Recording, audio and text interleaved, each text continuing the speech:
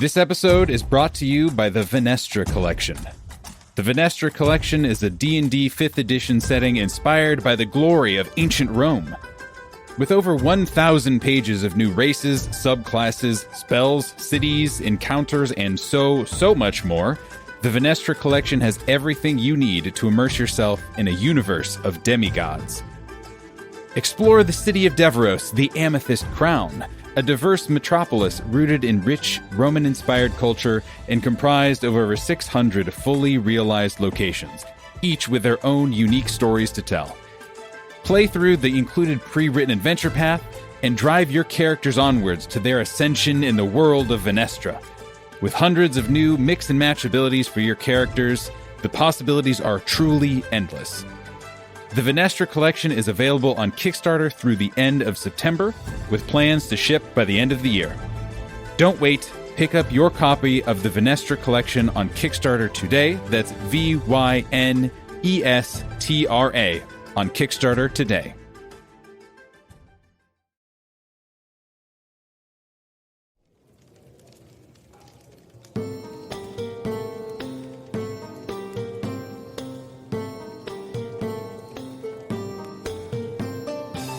Hello, listeners. Welcome to another episode of Reckless to Talk, our TTRPG interview show where we sit down with some of our favorite writers, players, GMs, and streamers to get to know a little bit more about what makes them who they are. I am, as always, your host, GM Nathan, and I had the distinct pleasure of sitting down with today's enthusiastic, knowledgeable, and just general joy of a guest, Ester Ellis. She is a wonderful and imaginative audio drama designer, producer, performer, and writer for projects including Station Blue, Whale Song, and the Goblet Wire. But she is also the lead editor for the ultra-popular actual play podcast Dungeons and Daddies. I met Ester a few months ago doing a panel together, and she immediately jumped out as someone with tons of passion and knowledge around how to make quality podcast audio, and I have been dying to pick her brain ever since. What I didn't know was how much experience and enthusiasm she had for TTRPGs beyond what she does for her day job. Ester and I talk about tons of things, including their really excellent personal and weird and scary audio dramas, how they got into audio design and into editing Dungeons and Daddies, editing for bingers and week-by-week fans alike, setups and payoffs, editing workflow, giving and taking feedback, transitioning as a creator, and just gobs more. I could understandably go on and on, like we frankly did in this conversation, but that's enough from me. As always, if you enjoy this episode, please go check out some of our other Reckless to Talk interviews and maybe even our actual play episodes while you're there. We have links to all of the stuff we talk about in the show notes, including all of Ester's audio drama productions and much more. And with that, I'll see you next time.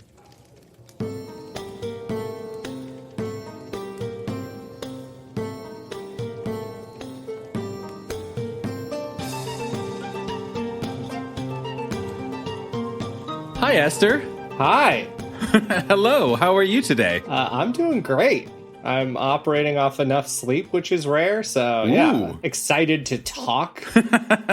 Got the kind of like the talking pants on, are kind of like have done your various talking warm-ups. The suspenders, to make sure that my posture is good and my diaphragm is all set up. That was a real bummer thing you said, specifically because I was actively just like, I think my shoulders were touching my earlobes and I was a full at least question mark, if not full like shrimp. Yeah. So I appreciate you calling me out right at the start of this conversation. I mean, my posture's awful. I do exercise mostly just to keep my posture from completely melting while working at home at all times. Just to be one little ball of audio design and editing like flesh just sitting in front of a mic. I feel like it's inevitable. Like I will be some Junji Ito crushed thing eventually. But as long as you still have ears exposed and like hands exposed to be editing and doing sound design,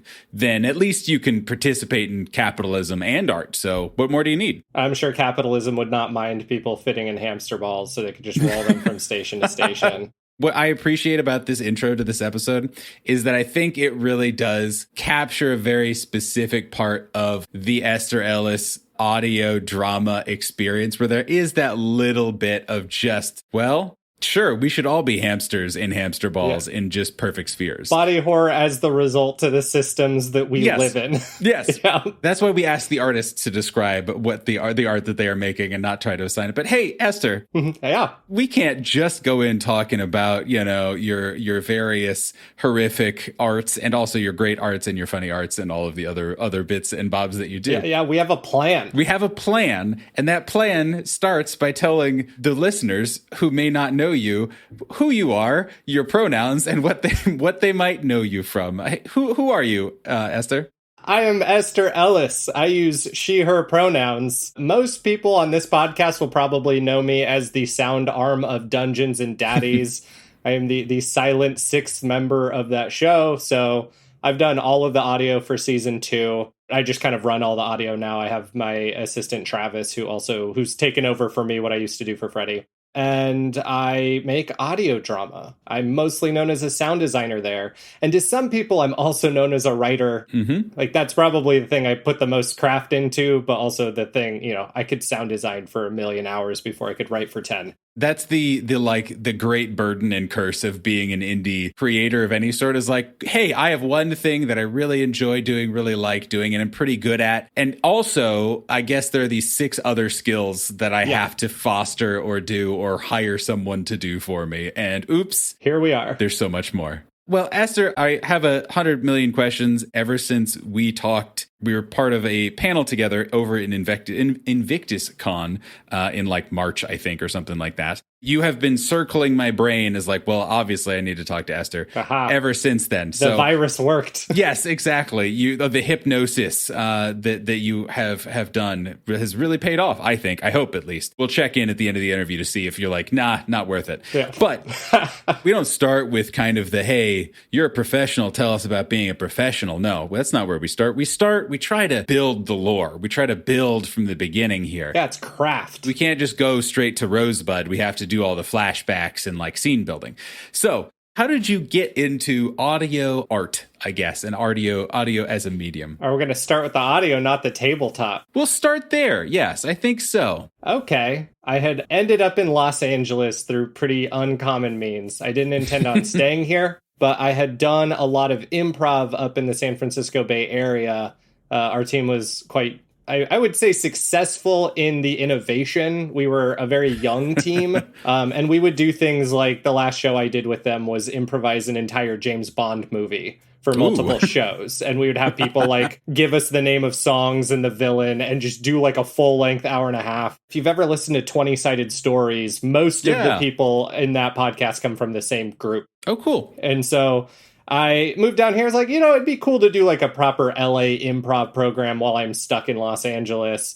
And so I did. And then I wanted to make a team where I was like, all right, let's do like improvised horror movies. That sounds great. Awesome. Yes. And I was very broke. And people were like, okay, cool. We need a coach.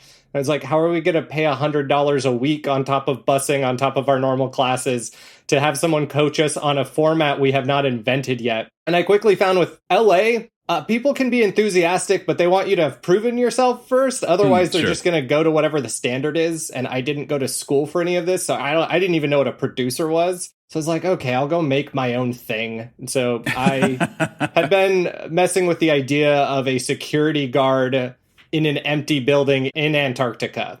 And I was going to improvise it into my iPod Touch. And that was the plan. I ran the idea by someone at work because she's just like, oh, are you working at anything? She's like, oh, I like that idea. I'd like to produce it. And then told me to bring her an outline, which I did. And then told me to bring her scripts. And I was like, I'm an improv person. I've never written anything. Like, I think I'm just going to. And she's like, no, I need scripts.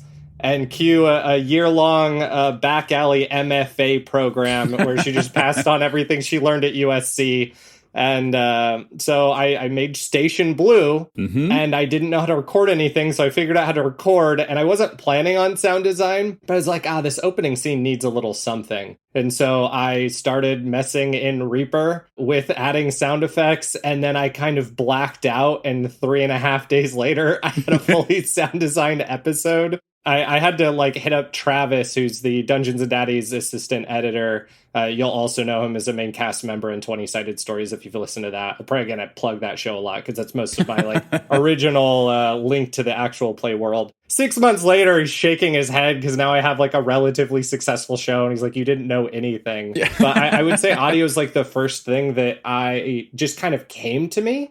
Most things in my life I'm not particularly good at, and then I work pretty hard at them, and then I become proficient. Yeah. Whereas audio is something that just I started doing it, and I have not stopped. Yeah. When did the ideation part, I guess, of Station Blue start to come together specifically? The ideation would have been in 2016 because I developed most of it while hiking the Pacific Crest Trail, which is a Mexico to Canada trail going up the Sierra Mountain Range all the way to the Cascades into Canada. There's a lot of isolation and struggles when you're living outside for 5 months. I had written a couple scripts before I went out, and then I developed a lot of the moods and whatnot while out there. And then it took me a good year and a half between life happening to actually get the scripts done to the point where I could start producing it. So I produced it in earnest end of 2017, and then I put out the whole show in 2018. Right. I grew up on radio dramas because my family moved away from family when I was 10. And so we take a lot of 5 to 10 hour road trips. And I just loved audio storytelling a lot. And so I was I'm going to make my own. When I was at the point where I was producing, I'm sure other people are doing this. And then I got sucked into the audio drama world where I have stayed. And so that's how I got into audio. And I never went back to improv, by the way. When I came back and I had an episode, people were oh yeah, well, let's do stuff together. And I was I'm busy making this podcast now. I have nothing left. Only Station Blue. Yeah, I made this partly because of you guys, but also now I do not have time, and I also don't want to take 2 buses to Sunset Boulevard. Yeah, so how did tabletop and stuff get leveled in? I mean, obviously improv is kind of a common funnel, I suppose, into the tabletop space, either as a content creator, but also just as human beings. So how did that kind of get layered on to this to the Ester journey? So now we're flashing back because those are very tied together. My buddy Robert was the first person to introduce me to Dungeons and Dragons, but did it in kind of textbook form. He had all the 3rd edition, not 3.5, 3rd edition. Yep. Back when you had the ambidexterity feat, which I loved because I would play pirate characters, and having no downside to dual wielding was great. I remember one day he didn't come out on a boating trip with us because he's I got to read these books. And he handed them to me to learn to play the game, which didn't work. And then we'd get pretty distracted when he started running games. But that was wild because I must have been in the 6th grade and I was playing a gnome. And by the end of that journey, I'd spent 2 years in elf prison and also had kids. And my buddy who was also in my party, because it's just 2 of us, was one of the caretakers. I was what a wild journey to go on as was I, 11 or something? Unsupervised tabletop role-playing games, especially when it's the first time you've played and or are a young kid, can just get suddenly I've played 40 years of this person's life. Well, because you have no goals or concept of narrative, so you're just kind of reacting to what's in front of you, and you're oh, we stepped on the grass and now the elves have locked us up. Because we kept being how do we get out of here? And he's you have to serve your sentence. And so I was aware of D&D. I told some friends about it who, I was a metalhead who was doing these things in middle school. And a lot of my friends were kind of skeptical of metal and skeptical of D&D. And then freshman year, they come back from, is it the Unitarian Universalists? They would throw these big festivals and stuff. And none of my friends were religious, I had a couple pagan friends who would go, and they brought all of the other friends to this big sleepover festival thing they did. And they played D&D, and they were hooked, and they came back. They're do you know D&D? I'm yeah, that's that thing I told you about 3 years ago. But that was when I started playing a lot because my friends group got really hooked on it. And I never put like a lot of stock into like the rules. I was mostly like, okay, I want to play a druid who's a dock worker and friends with the crow people. And then my buddy, who is now an engineer, would craft that character off of the like, because now we're in 3.5. So off of the 30 books that people collectively had, because a new one came out every month. And you could not really build a character with just one book in 3.5. I enjoyed playing D&D a lot with them, but something that would happen is they would get distracted. Like a tradition we had is last day of the school year, we would go to the all-you-can-eat buffet down the street, and we would play D&D there until they closed. So we would just be eating pizza and macaroni and like ice cream and whatever, and we had to be the worst because we were like dressed up, but not as D&D. We were all theater kids. So like we did improv. I've been doing improv since middle school. I've been doing theater since middle school. Played D&D quite frequently with my improv team, and we were all in theater. And so you tended to get these narratives with like really bombastic characters. By the end of high school, I was honestly sick of it because I liked Dungeons and Dragons, but I wanted to do other things too. And be a well-rounded individual. Like I grew up Mormon.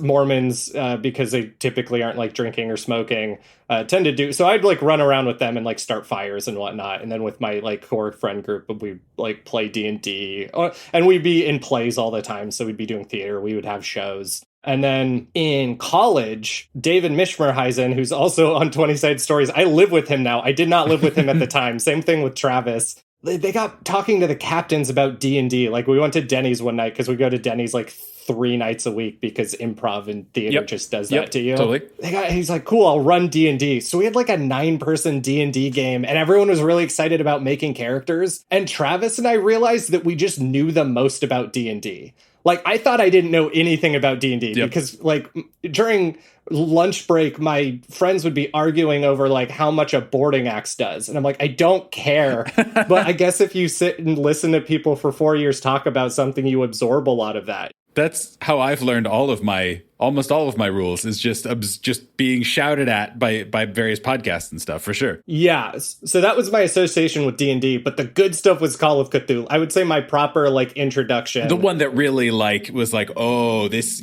works for me. Yeah. I should have probably brought this up first, but I'm a rambler. That's the format, baby. It's all rambling. That's the whole should be rambling attack. I don't know, or something. Well, and it's usually these are D&D podcasts. So that's my history with D&D. My history with the role-playing games that I loved was in middle school. My friend Justin started inviting me over to like their Friday night game night. Ooh. So we would play flag football until it got dark. And then we would eat pizza and goof off and do sketches and stuff. And then the candles would come out and the lights would go off and props came out and we would play Call of Cthulhu. Ooh. And our group was age range between like 12 and 19. And we'd have like 12 people while my friends were going off playing, or before they were doing that. And then like throughout high school, that was the role playing thing that I think really did it for me, was just playing Call of Cthulhu in its various modified forms.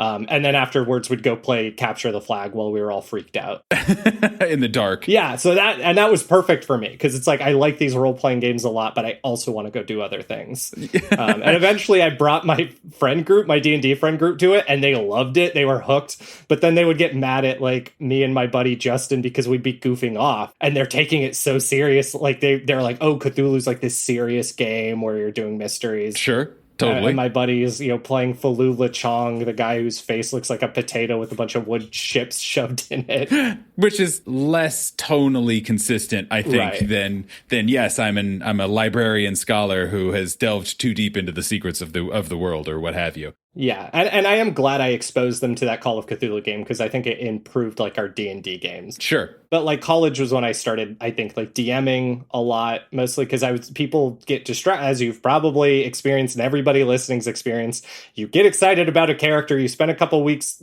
talking with your friends about the campaign, you play for 2 sessions, and then they get another idea for other characters, and any of the plot hooks go left. And when you leave a town, it disappears.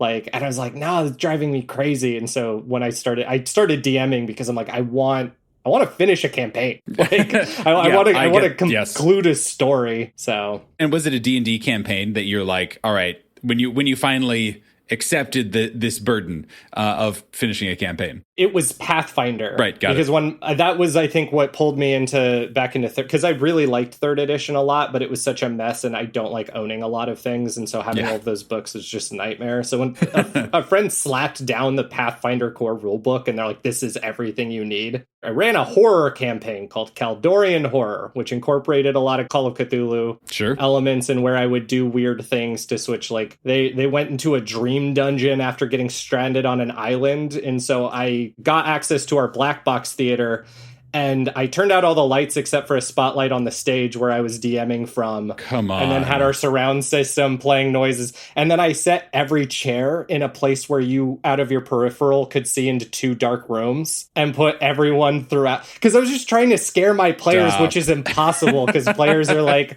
all jesters. Yeah, jesters who also are like, yeah, and also I have a sword and my whole job is to kill people with it. Yeah, really difficult to like get under their skin.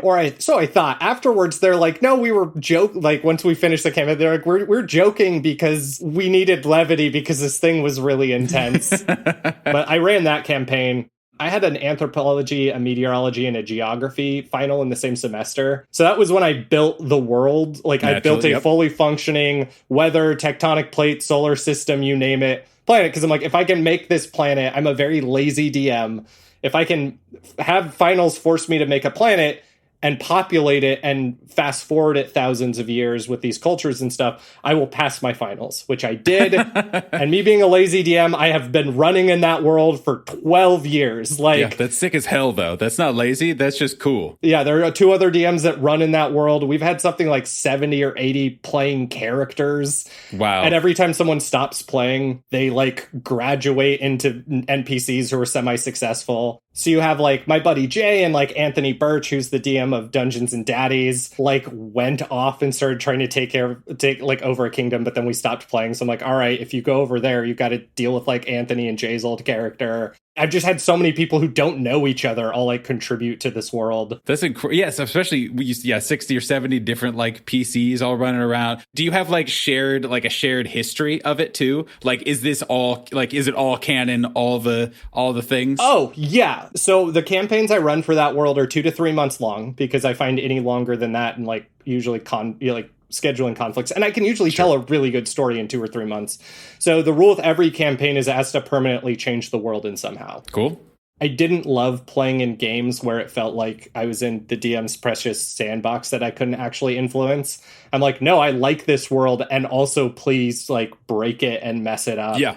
In the campaign with Anthony and Jay, they, due to their actions, like caused a ship battle to go a certain way and got the Pirate King locked up. 2 years later, a completely different group who did not know either of these people had a 6-long heist campaign to bust out the Pirate King using tools they had gained through like other campaigns. So next time I run, which who knows it's going to be, but it's going to be like probably a 12-person multi-night. People have to pick who's going to play on what night game that will result in the apocalypse, give them the tools of the apocalypse, and then fast forward like 50 years and then give a bunch of people who've never played D&D a diplomacy game using my map and giving them all the factions that have developed over the campaign. Oh, yes. Then I will have a world that like I didn't make anymore. Because it's already a world that over 10 or 12 years, like a bunch of players have influenced heavily.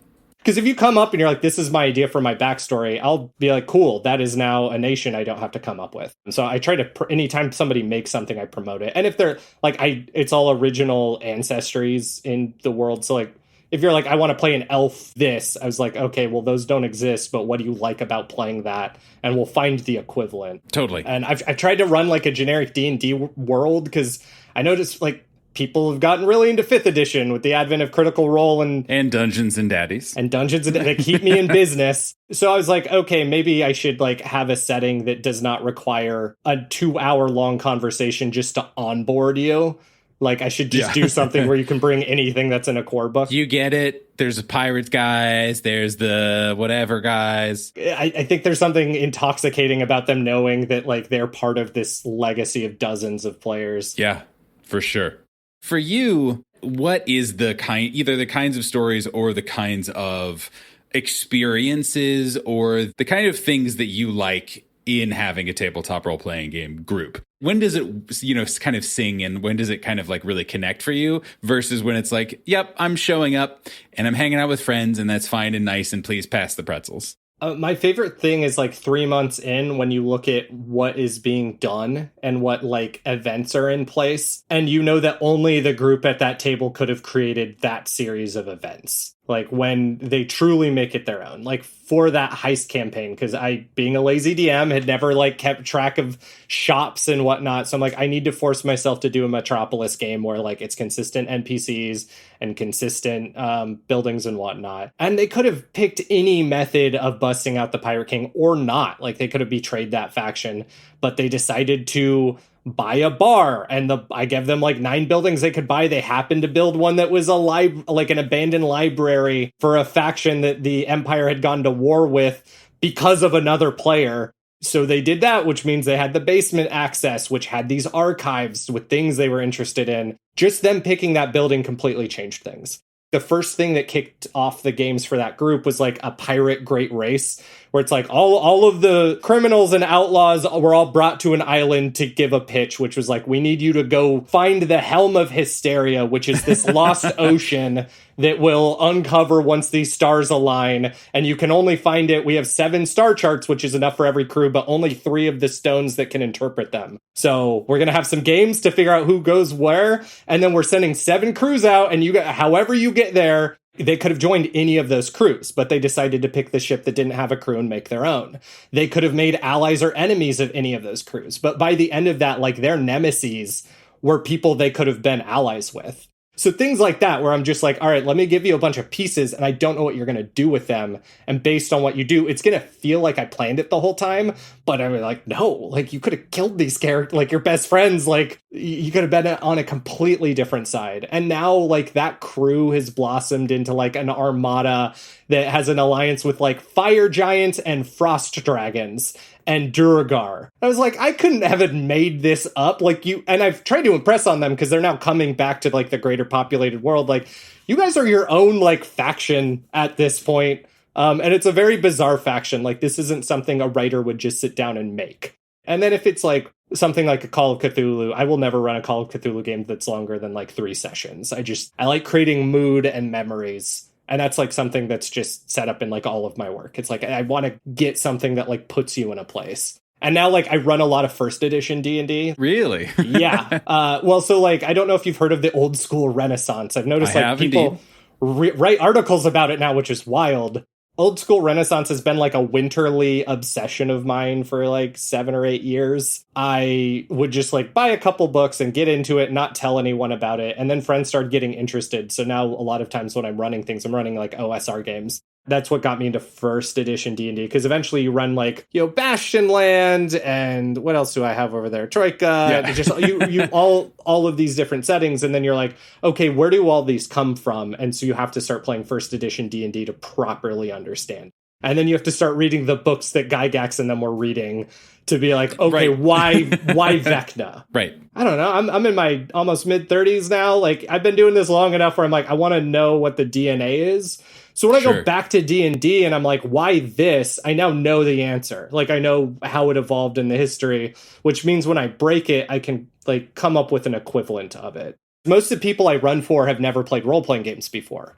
Usually like 50% of my group is new, which I really like doing. And then the other 50% are usually people that I taught D&D like years before. If I'm going to run like an OSR game, I want you to not know that I have stuffed it full of references back to like the 80s tradition, so that when you then watch the D&D movie, you're like, oh, I know what this is. Or when you're playing with other friends, you're like, or now Baldur's Gate's very popular. You're like, okay, I get this. You didn't know you were getting it, but you get it. Yeah, usually right now, just because I'm busy making audio drama and Dungeons and Daddies, like smaller games, like OSR games, like I'll just use a combination of rules. And I think soon the Dolmenwood setting's finally coming out. I don't know if you've ever heard of that or if like Facebook. Oh, okay, I'm going to give you a little OSR pitch now, and you're going to go spend money after this recording or maybe during it. So to give the audience a fill-in, if you have no idea what I'm talking about, there's a tradition called the Old School Renaissance. And my best pitch: in the 90s, role-playing games exploded and you had a lot of D20 systems. And you had the Baldur's Gate games come out, Neverwinter and whatnot, which gamified 3rd edition and made it more of a computer game with like rules for everything. Before that, that wasn't really the case. So OSR is like, what if instead of third edition happening, games went a different way, but using the core of like first and sometimes second edition D&D. And the games get really weird. They get really psychedelic. It's very like King Crimson. OSR has been a thing for a while, but like really over the last, I would say 10 years, there have been a lot of resources for it. And over the last year and a half, I think it's become popular as people are looking for alternatives to 5th edition. And like the setting for OSR has been Dolmenwood, which has been distributed via zines, because a lot of OSR is just done by zines. Like Winter's Daughter is an adventure you should run, and you can run it in 5th edition. They have all the stats built out, but it's in Dolmenwood, which is kind of like a fairy tale, like dark fairy tale, very forest oriented, very fae oriented setting, like lots of like old school knights. That will be the first setting I did not invent that I will run. It really seems like you enjoy having a kind of a base set of knowledge, of information, of whatever, of like, this is the world I built forever ago, and also an accumulation of knowledge. Or here are the pieces I'm putting in front of the players. Yeah. And then just kind of like letting it go from there. Is that kind of accurate as to how you kind of approach like gaming stuff specifically? That's how I approach like everything at this point. That's why it's interesting, is because like audio drama, if you're scripting stuff, if you're putting it together meticulously, especially for like horror kind of stuff where there's setups and payoffs and tensions and all that kind of stuff, it strikes me as potentially very different, but maybe not necessarily.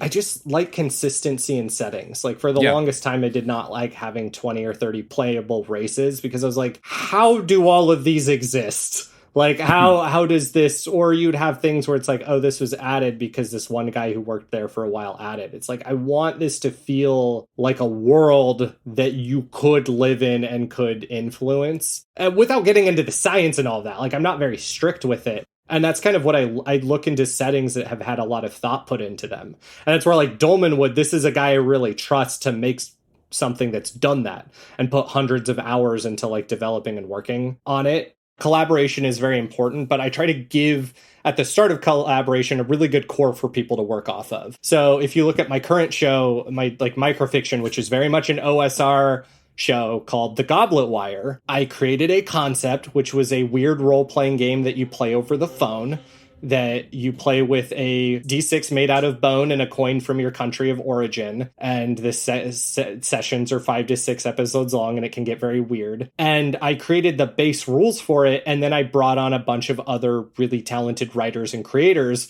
who made their own episodes. And so they'll bring me scripts, and I'll be like, okay, we should alter this to fit with the consistency. But now you've made a rule for this type of thing. And so that is now a canon part of the game that we're going to add to the writer's doc. It's a miracle. Like that is something that very much came to me in dreams, and I cannot even take credit for, because the amount, like there's a team in Singapore working on like a Southeast Asian variant of this, getting into like how Western imperialism affected Singapore and how like getting rid of it, how that altered things, but it's still like all over the upper class, and they're using it as like a very Freemason. Like I would not have been able to come up with, but just there was enough of a core there, whereas it was not too much of a core where you could not read it. For example, in my setting, the Empire does not have a name beyond the Empire. It's not the empire of insert syllables here, because I'm not writing a book. I'm running a role-playing game, and my players can understand empire. Yeah, totally. When I name things, it's just like, cool, there is a continent named Peril, because I don't need a bunch of syllables. It is named Peril. You know that that's a dangerous place that you want to be at least level 9 before you touch it. So I try to keep it simple enough where people can just hold it in their heads, or at least like the concepts. And with Goblet Wire, it was similar, though we can get a lot weirder with that one because it's scripted. And also like it's very much like Dreamlands. And so like the writers, when they're writing like players and stuff, they can really go off in interesting directions. So I feel like I have to take a step back for an adjacent on-ramp to talk about kind of like tabletop as an audio medium and that kind of stuff. But before we do that, I feel like we should talk a little bit about, you know, the tabletop role-playing game podcast that you are a part of and edit for. Yeah, Dungeons and Daddies, the reason you probably clicked on this episode. Right. Well, I mean, yes or no. I don't want to say, again, hopefully we have a few audio drama listeners as well, people who enjoyed your other shows. But yeah, so just kind of as a way to kind of set the stage, how did you get involved? You've already kind of mentioned that you had some connections with some of the key players, so to speak, no pun intended, of Dungeons and Daddies. But yeah, how did that get kind of in your life? And also, where was that in your own kind of audio journey? Where you had you started doing Station Blue? I guess you would have with that timeline, I think. Is that correct? Or like just, how does it all fit together? It's so weird. It comes down to I went to a friend's going away party that I almost didn't go to, and my entire life has spiraled from there. Congrats. Yeah. So like I went to that party, and it was at the Birches, the house they lived at, with a bunch of other people. And I had talked to one of their roommates, and I don't know how D&D came up, but he's like, you should run games here. So I started running weekly games at that house. So that's how I met Anthony and got to know, like, I know Anthony as a player better than as a DM more than anything. I don't even know if he plays these games because he is not like Dungeons and Dragons, if you haven't noticed listening to the show. And so I was like, that was kind of a challenge while running for him, because I was like, okay, I want to make a game you can have fun in. And then, like, I met Beth independently through that house, like, years later. Like, Anthony was long gone. Like, he'd show up for parties occasionally, but he's very much a homebody. And so I met Beth separately. At the same location? So in our neighborhood, we have like 4 or 5 houses that are not related, but all of us are like from the East Bay somehow, and we are all like somewhat adjacent. And so we do parties at these various houses. And I met Beth through that scene. Eventually, one thing led to another, and we moved her into my house because I run a house full of, it's just like full of artists who kind of have different disciplines. So I mostly knew Beth as a poet. Yeah. Like Beth's poetry is incredible if you haven't checked it out. I had met Freddie Freddie was my friend's bass player. And so that's how I knew Freddie, and Freddie knew I was into podcasts. Like, I'd met Freddie at the parties, but because they were trying to explain Rocket Jump to me. And I was like, that's right. I was like, that's where Anthony works, right? And they're like, and now I've gone back and I've watched Rocket Jump's like Hulu show. I'm like, oh, I feel like such an out of touch, older relative. I'll be like, you guys are really good at directing. Wow, this is really, wow. Did you know that you guys are like good at your job? Because I just know them as like the chuckle fucks that I've been editing for like multiple years through various podcasts. You might have some real legs with this thing. Yeah, I was just like, oh, you guys were running a team of like 50 people. We got a team of like 3 people. Yeah. And so, but I just I was not. And I'm, I didn't know a lot about YouTube. Like, most of the YouTube I've watched since are just YouTubers I've met. So I knew Freddie as my friend's bass player, and my friend runs one of my like favorite bands. Like, if you listen to Station Blue, she plays out the finale of Station Blue, and I'm going to try to have her play out the finale of every season. Oh, cool. I didn't know Matt and Will. They were the people I didn't have. I might have encountered them at a party or something. But I was known as, I think, like the person who's like obsessed with sound design and podcasts and whatnot, because like I went to school for psychology. Like, when I went to LA, I was like, am I going to continue my education? Like, can I afford to? Is my mental illness going and like full-time work going to permit this? And the answer was no. Like, I could not get a PhD and work full-time and go like test well and not have depression or mania completely mess it up 3 times a year. That's a lot to juggle. I think we can agree. So it's like, I've been doing the arts my whole life, and people have always asked if I wanted to go into them, and I always said, no, I want to go into psychology. So I was like, let me try the starving artist. So I went hard on podcasts, like really hard. And so when it came for them to make Dungeons and Daddies, Freddie was looking for people to, on his like friends group to like look over it. So I was a consultant on the first few episodes of Dungeons and Daddies, and gave them a pile of notes and a pile of episodes on like, hey, these are things you should consider to speed it up. These are different sound design things you can or should not do. Like, I was like, here's an extreme over here of 20-sided stories where everything is sound designed and scored and whatnot and cut down to the point where it almost feels scripted. Here's the other half of like completely undone, here's some metrics. So I talked to Freddie a lot about that. And then I didn't really have dealings with the show outside of Beth. Because Beth was always like, Freddie wants me to be on a show. Should I be on the show? So I remember that was kind of a thing at our house. And we're like, yeah, why wouldn't you? Like, even if you just do it for a couple months, like, try it out. One of the first proper episodes of Dungeons and Daddies I heard was like, they were at Bullywugs. I want to say. And I had been out on a backpacking trip for like a week with Beth up in the Sierras and came back. She's like, oh, I want to listen to this because we're really excited about our intro, because it was the what was it? We did a parody of that parody intro in season 2. I don't remember. It had to do with Payton. I remember that there was a parody, but in my brain is freezing up at the moment. It had to do with Payton. I remembered that, and I didn't know who Payton was. But then I started. I'd listen to the show as like a supportive roommate, and also something that like friends I knew were working on. But then Freddie was looking for editors for Storybreak specifically. So I emailed him. I didn't hear anything for 2 months. And then I got a message from him being like, oh, I just saw that like you have an application in here. Like, can you meet like tonight at like 6? I was like, sure. And so he came over and I opened the door and he's like, all right, let's see your setup. And I took him to where I'm sitting now and I showed him the things and he sat down and said, okay, we want to start you on Storybreak and then ideally Patreon content for Dungeons and Daddies. And I was, because for me, I'm like, wait, do I have a job?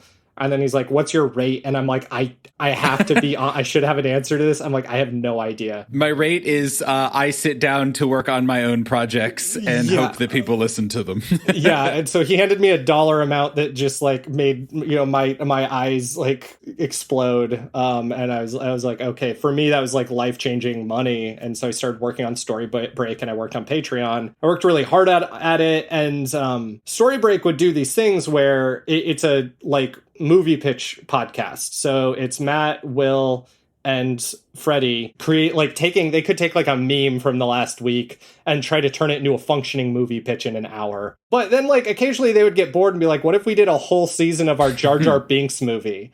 And so I spent like a whole year and a half of the pandemic like making a fully like you can listen to it now. It's 3.5 hours long. Jar Jar Binks sound designed movie. My life is very ridiculous. But so I did a lot with that, and I was doing all of like their bonus content, their one shots, and a little bit after Deck Picks, he started having me work on the main show, because that was always the plan, was like eventually I want to have you work on the main show. I did like a kind of, I would say like 60% of the edit for like a handful of episodes. And then it got to the point by the last 10 episodes of the show where I was doing like 95% of the edit, and then he would come clean it up and do like sound design and music to it. And then come season 2, he's like, I just want you to take over, which worked out for me because like I love horror sound design. Mm-hmm. Guess what season 2 was? The Call of Cthulhu horror thing. Like all of my roots and loves like coming back. And I've just gone really hard on that season anytime they give me a chance to do something gross. So like I knew Beth and Anthony and Freddie independently from each other, but that kind of brought them all together. And then by the time I was like properly working on Daddies and interacting with everyone on a weekly basis, I had like knew Matt and Will pretty well from Storybreak. And so that's been my connection with the show, just like behind the scenes, working at it a lot, being known for like making Station Blue, for example. Not that anybody knew anything about it. They just like, you know, Freddie's kind of assumption was if you can make an audio drama, you can make a pretty good sounding talk podcast. Yeah. So even though you were, I guess I don't know all the details, but at least as presented is like, you are the podcast person, right? Yeah. You're the podcast gal. You've done, audio dramas. You can edit the podcast. But also you had been playing tabletop role-playing games for like a long time and had been making worlds and doing different systems and that kind of stuff. Which is funny that how irrelevant that is to my work. Yeah. Well, that's what I was going to ask is, I think people can easily edit a tabletop role-playing game podcast who do not play tabletop role-playing games effectively. A, do you think that is the case? And B, is there any interplay with kind of your experience and your kind of just perspective on playing tabletop role-playing games and consuming them and knowing about them when it comes to actually editing it? Or was that more just knowing about audio and maybe knowing about other podcasts that exist? The audio drama element definitely helped the most. Because with audio drama, it takes so long to make it that you have to be you have to kill your darlings, so to say. Like you cannot be afraid to like cut a line or do all that, because then you're going to spend months making that happen. Whereas like Anthony and I could not be more different DMs. For the actual play element, I actually have to divorce myself from any of my role-playing roots. You got it. I must have spent 30 minutes telling you about my role-playing experience, and like I tried to mitigate telling you about like my role-playing world, because like telling someone about your character is like telling someone about your dream. It can be really great, but you just have all these like associations and memories and stuff that person's never going to have. Totally. Which is the best part of role-playing games, in my opinion. But as a result, like I want to create the best possible episode for the audience. And so I need to not have opinions on the narrative that like Anthony doesn't have. I think a benefit to being kind of familiar with these guys in like very informal settings was like we have a pretty informal setup when it comes to like I'm not afraid to go in and be like, hey guys, I think this ending is bad and I'm trying to edit it into a thing that I don't personally think is bad, but like can we do a pickup? And we're all very in sync to the point where generally when I'm about to type that message I go and there's already a pickup for it. But like I like Dungeons and Daddies, I get in the mindset of like, what is Anthony trying to do here? What does the audience find funny? Like, what do they find valuable? And I try to just like put myself in a capsule that is that show to make it the best version of itself possible. We just had a 2.5 hours worth of recording that I cut down to about 1 hour and 5 minutes. Wow. I would get notes, you know, especially for the first handful of episodes of like season 2. But like most of season 2, I don't even really get notes anymore just because they trust they're like, all right, Ester can take care of this. And so like I'll cut things that they might have really liked and I try to check in with the players if I think it's going to be significant, or with like I haven't had to do this too much with like latest episodes, but like first 10 episodes I would bug Anthony and I'd be like, hey, you foreshadowed this, is that something you're planning on bringing back? Yeah, because I want to create like a music theme for it that will work in the future if that's the case. So I will always defer to them because it's my job to make it as good as possible and then to listen to them. Yep, got it. I will fight if I think something that already exists in the show is better. So like episode 1 of season 2, they recorded 3 times. Wow. I was like, I think we need to keep these 3 things that you didn't like from the first recording because I think it's actually really good. And you guys are just like feeling bad about the recording itself. And I think that's something that's really important to Freddie is being able to go in and be like, hey, here's what I think will make this the best thing possible. But as a result, like I can't have personal opinion. I can't have favorite characters, you know? I can't have ways I want the plot to go because then I'm going to be influencing the edit in a way that I don't think it's like fair to the audience. Yeah. But I can try to like clone, you know, like Freddie over like a year and a half very much made me like an editing clone of him. Got it. Yeah. And so like as an editor, when it comes to just chopping down episodes, I'm like 90% Freddie. When it comes to like sound design and editing, I'm like 60% Freddie. Like if you listen to Freddie's episodes versus mine, it's kind of like watching a TV show. They all have different directors, and if you don't think about it, you won't really notice. But if you do, you can tell like which one's Freddie edited versus me. Like even our sound design tastes are different. I've tried to do the same thing with Anthony as much as possible and with the players. Because like I know their voice, like especially Matt and Will, I know their voices so well. I can generally like edit in advance because I know when there's going to be a run-end sentence. I know when they're actually going to like find their point, just because I've listened to their voices more than they have. Which is a roundabout way of saying like I actually do have to leave my role-playing baggage at the floor. Being familiar with tabletop games, I think is super important because then you know like a D20 is a big deal. Like emphasize these moments. I know what like moments to sound design because it's like cool. This is a moment that Sure. like we used to play D&D like because we're all like metalhead theater kid D&D players in high school, which like I was very appreciative of a season 4 of Stranger Things for giving that like faction representation because it's like that like if your climax wasn't happening to like Iron Maiden or Dragon Force or something, like what are you even doing? And so for those moments, those are where I'll go really ham on sound design. But like also knowing what's special about it and like being at the table, I think is really important. Yeah. Yeah, that was something from the panel we did. That was something that really stuck with me for a long time. You saying specifically of like, I don't want to over sound design it, or I don't want to pull people away from the table, because that's like where the show kind of like lives, and that's where the energy is like being at the table right there. You also mentioned putting yourself in a capsule, right, of what the show is, and like that's the bounds that you're working in. So how do you go about putting yourself in that headspace, especially because you do multiple different shows, you do your own shows that you're kind of doing, you know, kind of like, and truly have like a lot of creative control over. You are doing Dungeons and Daddies, where there's a lot of people who have a lot of creative voices. So how do you go about putting on your I'm a Dungeons and Daddies editor hat now, and I'm audio designer or whatever, audio drama me now? Yeah. Or does it just kind of come through a lot of repetition? Like experience and repetition is definitely key to that, but it's knowing the goals going in. And also through getting notes over time, I can kind of get an idea of like, all right, I think this is a note they would give. Because it's funny, now when I listen to, if Freddie edits something, I'll listen and I'm like, oh, I like overtook some of Freddie's notes because I'm like, he will keep stuff that I'll cut. Like I see it as ghostwriting. Like if you're going to be a ghostwriter for someone, you're trying to make something in their voice. And so when I put on my Dungeons and Daddies hat, for example, like the one shots I'll go more ham on, or the mini series especially. Those are where I'll take a lot more. I'll bring in a lot more liberties. And sometimes it's down to the player, because in my perspective, like from my opinion, the player gets to make the call of like what is significant. If I am tempted to like run music under one of Scary's bits, I'll hit up Beth. And now I know Beth generally is not going to want music to underscore, which is valuable. And they're all film people. And so they have things like, I know I could add something, like there's a version of Dungeons and Daddies where I completely follow my instincts and have full creative control over the post that the audience would really love and be impressed by. With like anytime I add music, like it's going to bring tears to people's eyes, for example. But it's better if there's no music and it brings tears to people's eyes. So it is like using a soft touch. Between all of those things, I think it kind of comes together. And if there's something like the episode coming out on Tuesday, for example, I did a lot with. And so that was something where I was like, hey guys, like I know you're on tour. If you want to listen to this one, it is up, because otherwise this is going to go out into the world and you will not have a say until you listen to the live listen and say like, oh, why did that stay there? And so that was a case where I'm like, hey, I definitely made some decisions.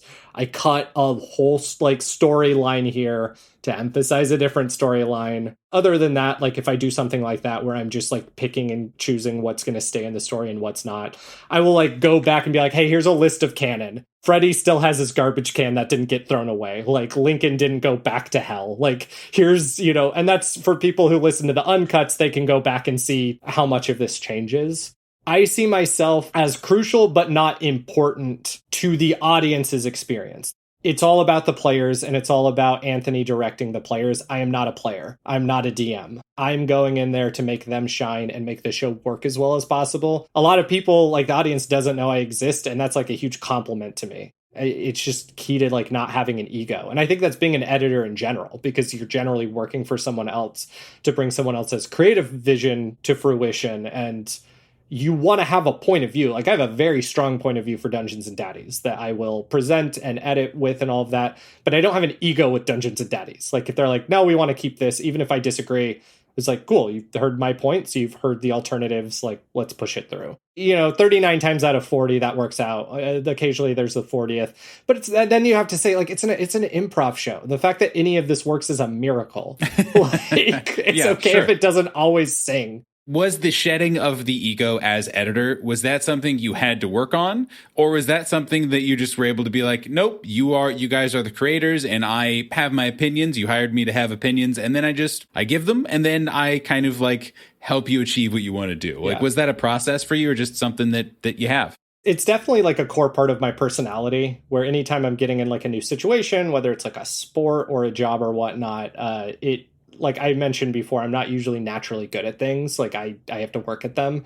And so there's kind of an onboarding period of like it feels like being a changeling, in that it's like, cool, I'm going to have to spend a while studying and figuring this out. And then eventually I'll be able to do this with confidence, because like I can always do something with confidence, but I can't always do what you want me to do with confidence. And so figuring out like what they valued and all of that, it's kind of my normal way of going. Like I'm not going to kick in the front door day one and be like, I want to do all these things. I'm going to go in and I'm going to be like, all right, what do you want? Sure. Every audio drama I work on is entirely different, and they need completely different approaches and mentalities. So like if I'm being brought onto a show, the first thing I do is I try to listen and figure out what are they doing and what are they not doing. And not doing as like a negative, not doing as in like, that's a choice. And in order to keep the show consistent, I need to make the same choice.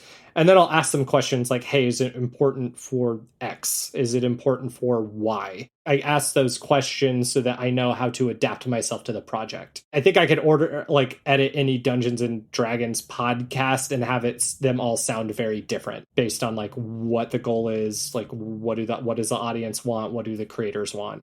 Something that you brought up just now, and something that I've seen you talk about, because you will show up even sometimes on like the Dungeons and Daddies Reddit, like subreddit, to like answer weird little questions, or at least used to every once in a while, or have talked on other shows kind of about the importance of having a goal, or having the kind of like what you're designing around, or having made choices to kind of enact a creative vision. Is that something also that you enjoy doing, or is that just, again, kind of like a necessary part of the process for you? And how do you kind of go about saying dramatically, here's what what I want this show to be like, and also audio wise, here's what I want this show to be like? Kind of what's the process, and is it important for you? I think that's the most fun part of the process of having like material and knowing you're going to keep 2/3 of it, and just trying to figure out how do you finagle and rearrange and change scenes and whatnot to meet whatever your goal is. And the goals are usually stated in like a D&D. It's like, cool, we want to raid this castle. So it's like, all right, a successful version of this is the castle has been raided. And Anthony's generally going to set up like what their next goals or quests are, or they are. And so I can be like, all right, that is what we're doing here. I know what the players are trying to do with their characters. So like those are the things that I want to emphasize and make sure really stand out. And so when I'm going through like an edit, I will start it and I will just like on my first pass, I will cut any any pauses, any jokes that I don't think are funny. Or I won't cut the joke yet because a lot of times they'll become reoccurring, but I'll mark it for deletion. And if it's not brought up again, I'll cut it. I'll get rid of all this stuff that I'm like, I don't want this to be in the episode. And then when I do like a second pass, like if there are a lot of things that like, okay, if I went this way, it's going to feel differently than this way.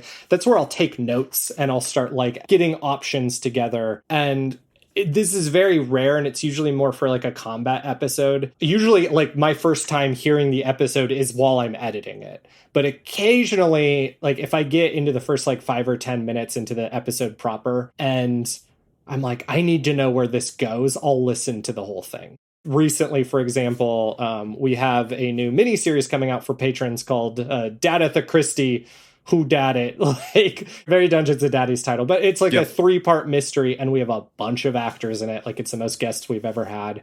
And so that was one where I'm like, I need to listen to all of this before I even touch it. Because, like, I also need to know who did it. I need to know who was wrong so that I can edit towards those things. So I can, like, I want to leave little clues for the audience that they probably won't notice, but their subconscious will. Those are cases where if I'm really not sure and I need to know where it's going to go, like I'll listen to the thing in advance.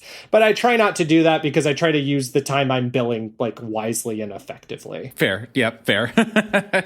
So for you, especially when you are kind of bouncing those questions off of Anthony, off of the players, off of Freddie, how often are you kind of examining the big picture, and how much does knowing the big picture useful for you as an editor? You know, in that example, obviously, of like, well, it's a murder mystery, it's a short series, so I'm going to listen to the whole thing and then go from there, versus like, okay, cool, I want to know kind of the direction things are generally going so I can start building that direction. Or do you like to take it episode by episode and be able to be like, what does this episode need to be a good episode? And then like worry about kind of the other auxiliary stuff from there? Or is that just a mishmash of both? For the broader editing, knowing the whole big picture, I think is really important, at least for what I want with Dungeons and Daddies. Yeah. Like if I set a theme song for someone, I want that theme to come back because I find that really satisfying. That happened a lot with the Doodler because season 2 has been very Doodler centric. So I very intentionally was like, every Doodler villain is going to have their own theme song, but they are all those theme songs are going to use this kind of dirgy synthy thing as a base to tie you back to that. Or I'm going to use this type of music for like the FBI. And then also there's times where something seemingly unimportant will become a big deal later. And so I try to keep those things in mind. I don't need to do this with Anthony most of the time now. Like it's really the first 10 episodes when we're like setting. And that's where you saw me more active on the Reddit. Because there were a lot of things where people just had like a clarifying question on a character. And I'm like, I know the answer to that. I try to limit the amount I interact with the Reddit and the Discord just because people always assume that I know more than I do.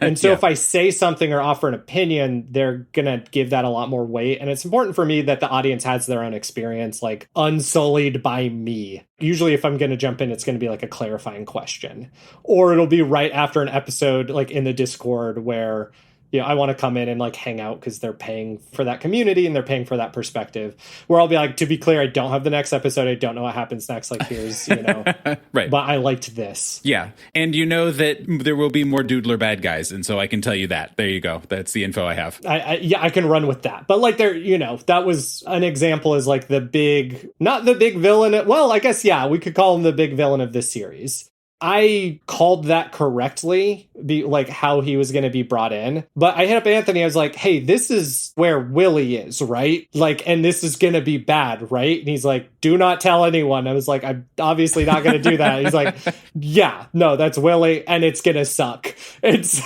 I was like, cool. Because, there's a door that had 4 keys. So every time they open one, I'm like, I want to tie in. And I'm like, this guy's Scary's warlock patron, right? I had a theme for Scary and Willie, and I wanted to incorporate elements of that theme into Scary's magic. And also when they open the door, every key, I'm going to make it a little creepier. That ended up not like even being necessary because they just like spam opened the door after the first one. And so, but like those were things where I'm like, cool, if you look, and this is where like my audio drama sound designer brain comes in, because I'm all about in my shows, everything connects to everything and everything foreshadows everything. So that way it's like Scary's magic and Willie's magic are different, but they link back to a similar source.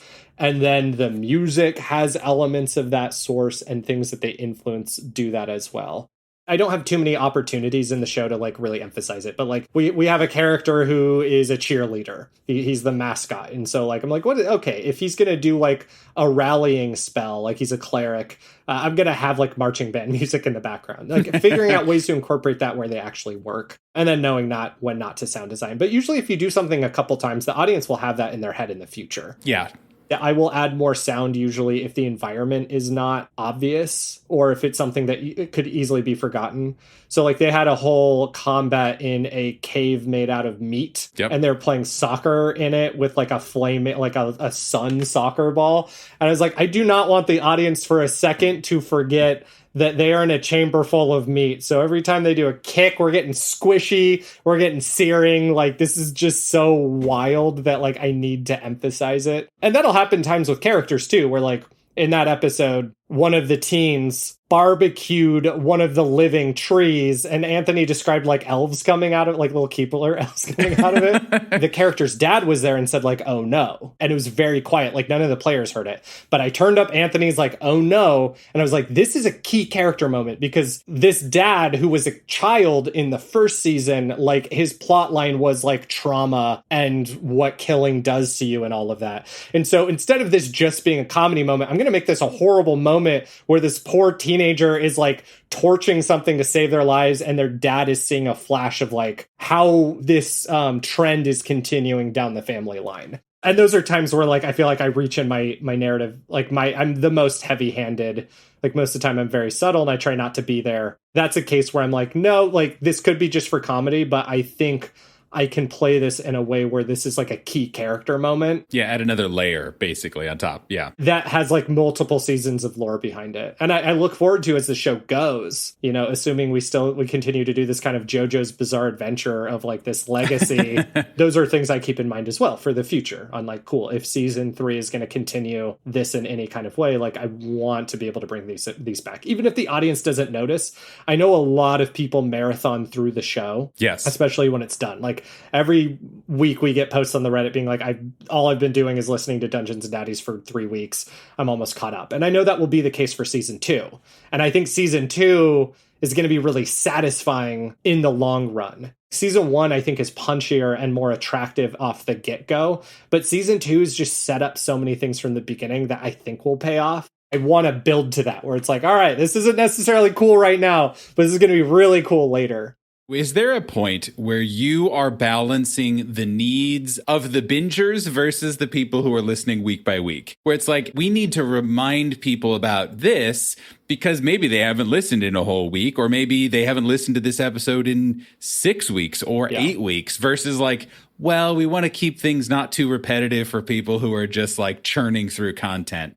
A thing that comes up in a lot of actual plays is like spells, like reading out the rules for the spell. So if we've covered the rules of that spell in the last 4 episodes, I'm cutting it, because if you're marathoning through, you don't need to hear that every time. If you're listening to it actively, you have the Reddit and Discord to ask clarifying questions. So I am always editing for the bigger experience. There are a lot of bridge episodes where people come back and they're like, oh, that wasn't my favorite, or oh, that wasn't as good as last episode. And I was like, well, if the last episode was one of the best episodes of the show, the next episode probably can't be. Like after 2 or 3 episodes, eventually you're going to need to have a bridge that gets you from there to the next thing.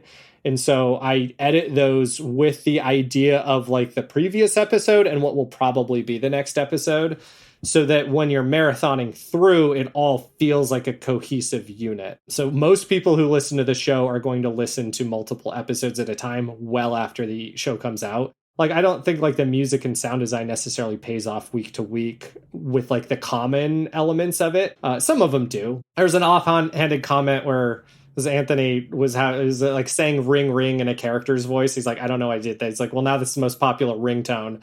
And so I saved it, and I'm like, this is probably going to drive the cast nuts. But until they tell me not to, every time a phone rings, you just hear ring ring, like in the Vince McMahon voice. And that's just kept going. And like a lot of the audience will notice that because it's really obvious.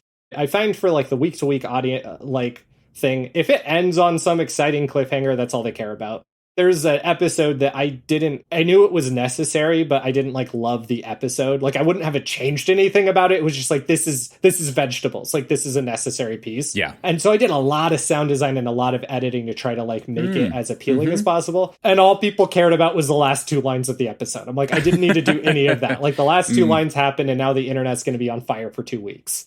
I'm thinking of like these in arcs of like, cool, if you listen to the whole first arc of season 2, it's a lot of monster of the week horror stuff. And so the sound design is different for that. And then after that, we're doing realm hopping. So the sound design is different.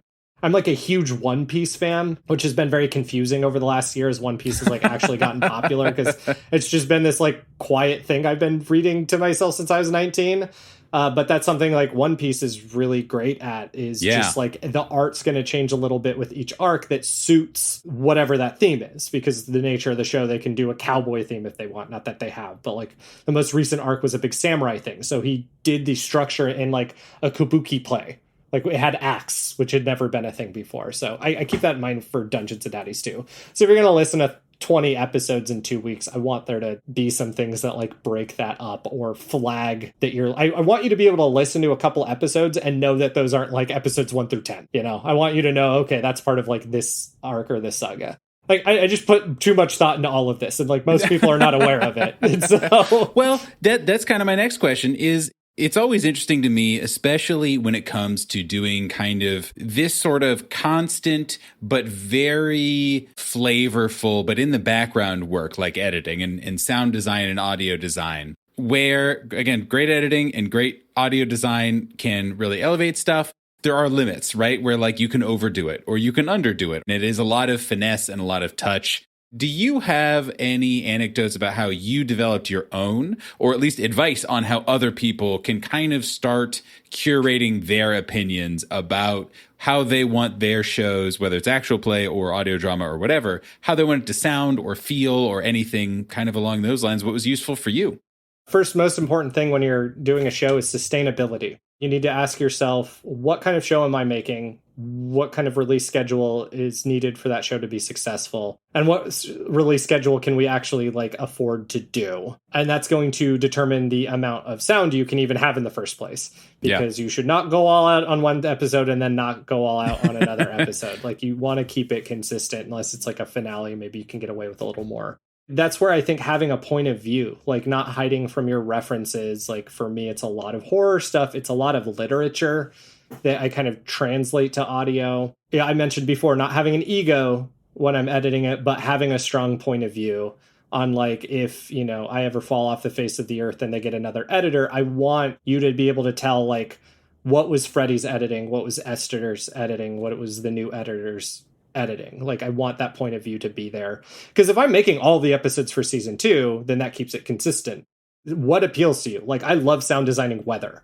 And so I have a show that's in Antarctica, and I have like a little microfiction, like OSR show that tends to incorporate like a lot of ocean and a lot of mood that comes from atmosphere, because I really like that. I really hate editing footsteps and doors. At least some of my least favorite sound design in any show of all time. So I gonna have less of those, where someone else, like, they really enjoy the artisanal opportunities of different footsteps on different, materials and reverbs and whatnot.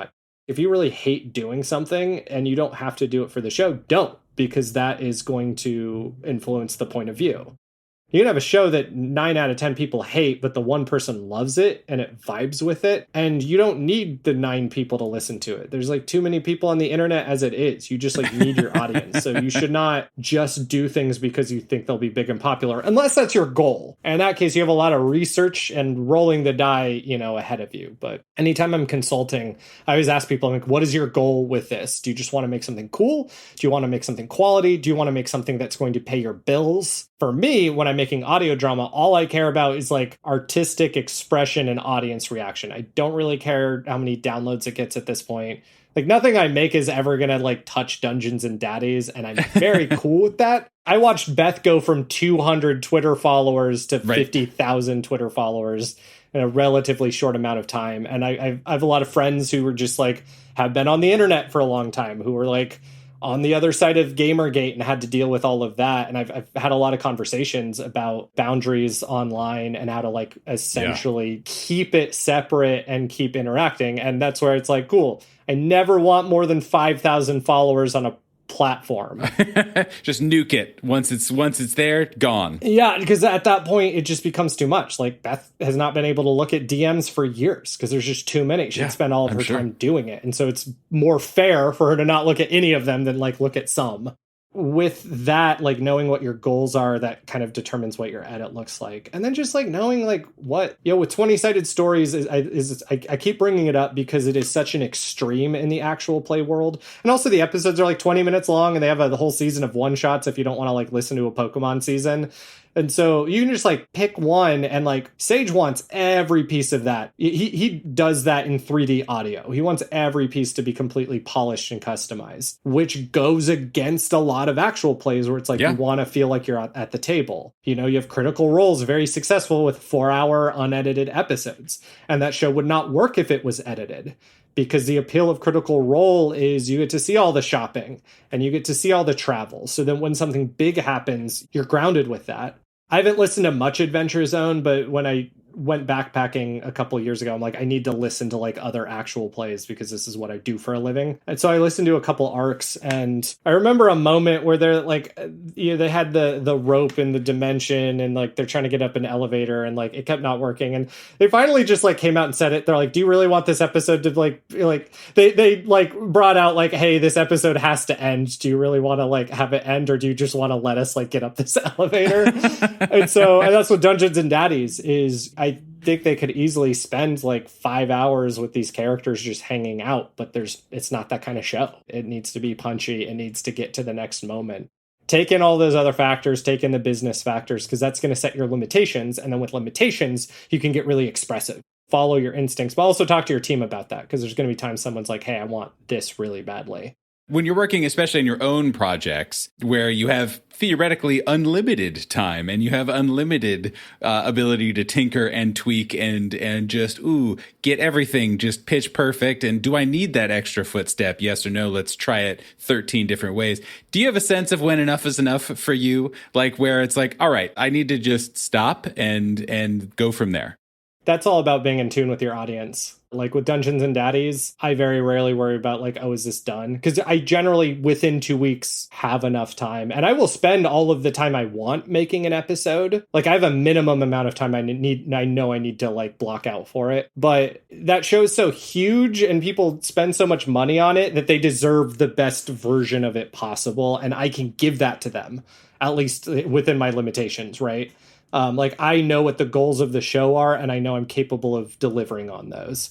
And so with that, it's easier to just be like, it's an improv show. People will not notice. If I left ums in, most people would not. There'd be like 2 angry Reddit posts and a couple 2-star reviews. And they might even be wrong, because it's fine to probably leave some ums in, and it's all right. Yeah, sometimes expresses something. There are 1,000 ways to make this episode that are all valid and will all get positive reactions. I just have to pick one of them. Whereas with like an audio drama, it's easier to like, you look back at your old work, you're like, I could have done this or that different. Right. But you also have to remember that we're in new media. I think most successful things that I've seen in, like, for example, the audio drama space have a creator attached to them that people are aware of. So if you're listening to Station Blue, you're not only listening to a story about a guy in Antarctica going through a mental health crisis, you're also listening to something that was made in a closet in Los Angeles by Ester, who has their own life, and you're kind of buying into that.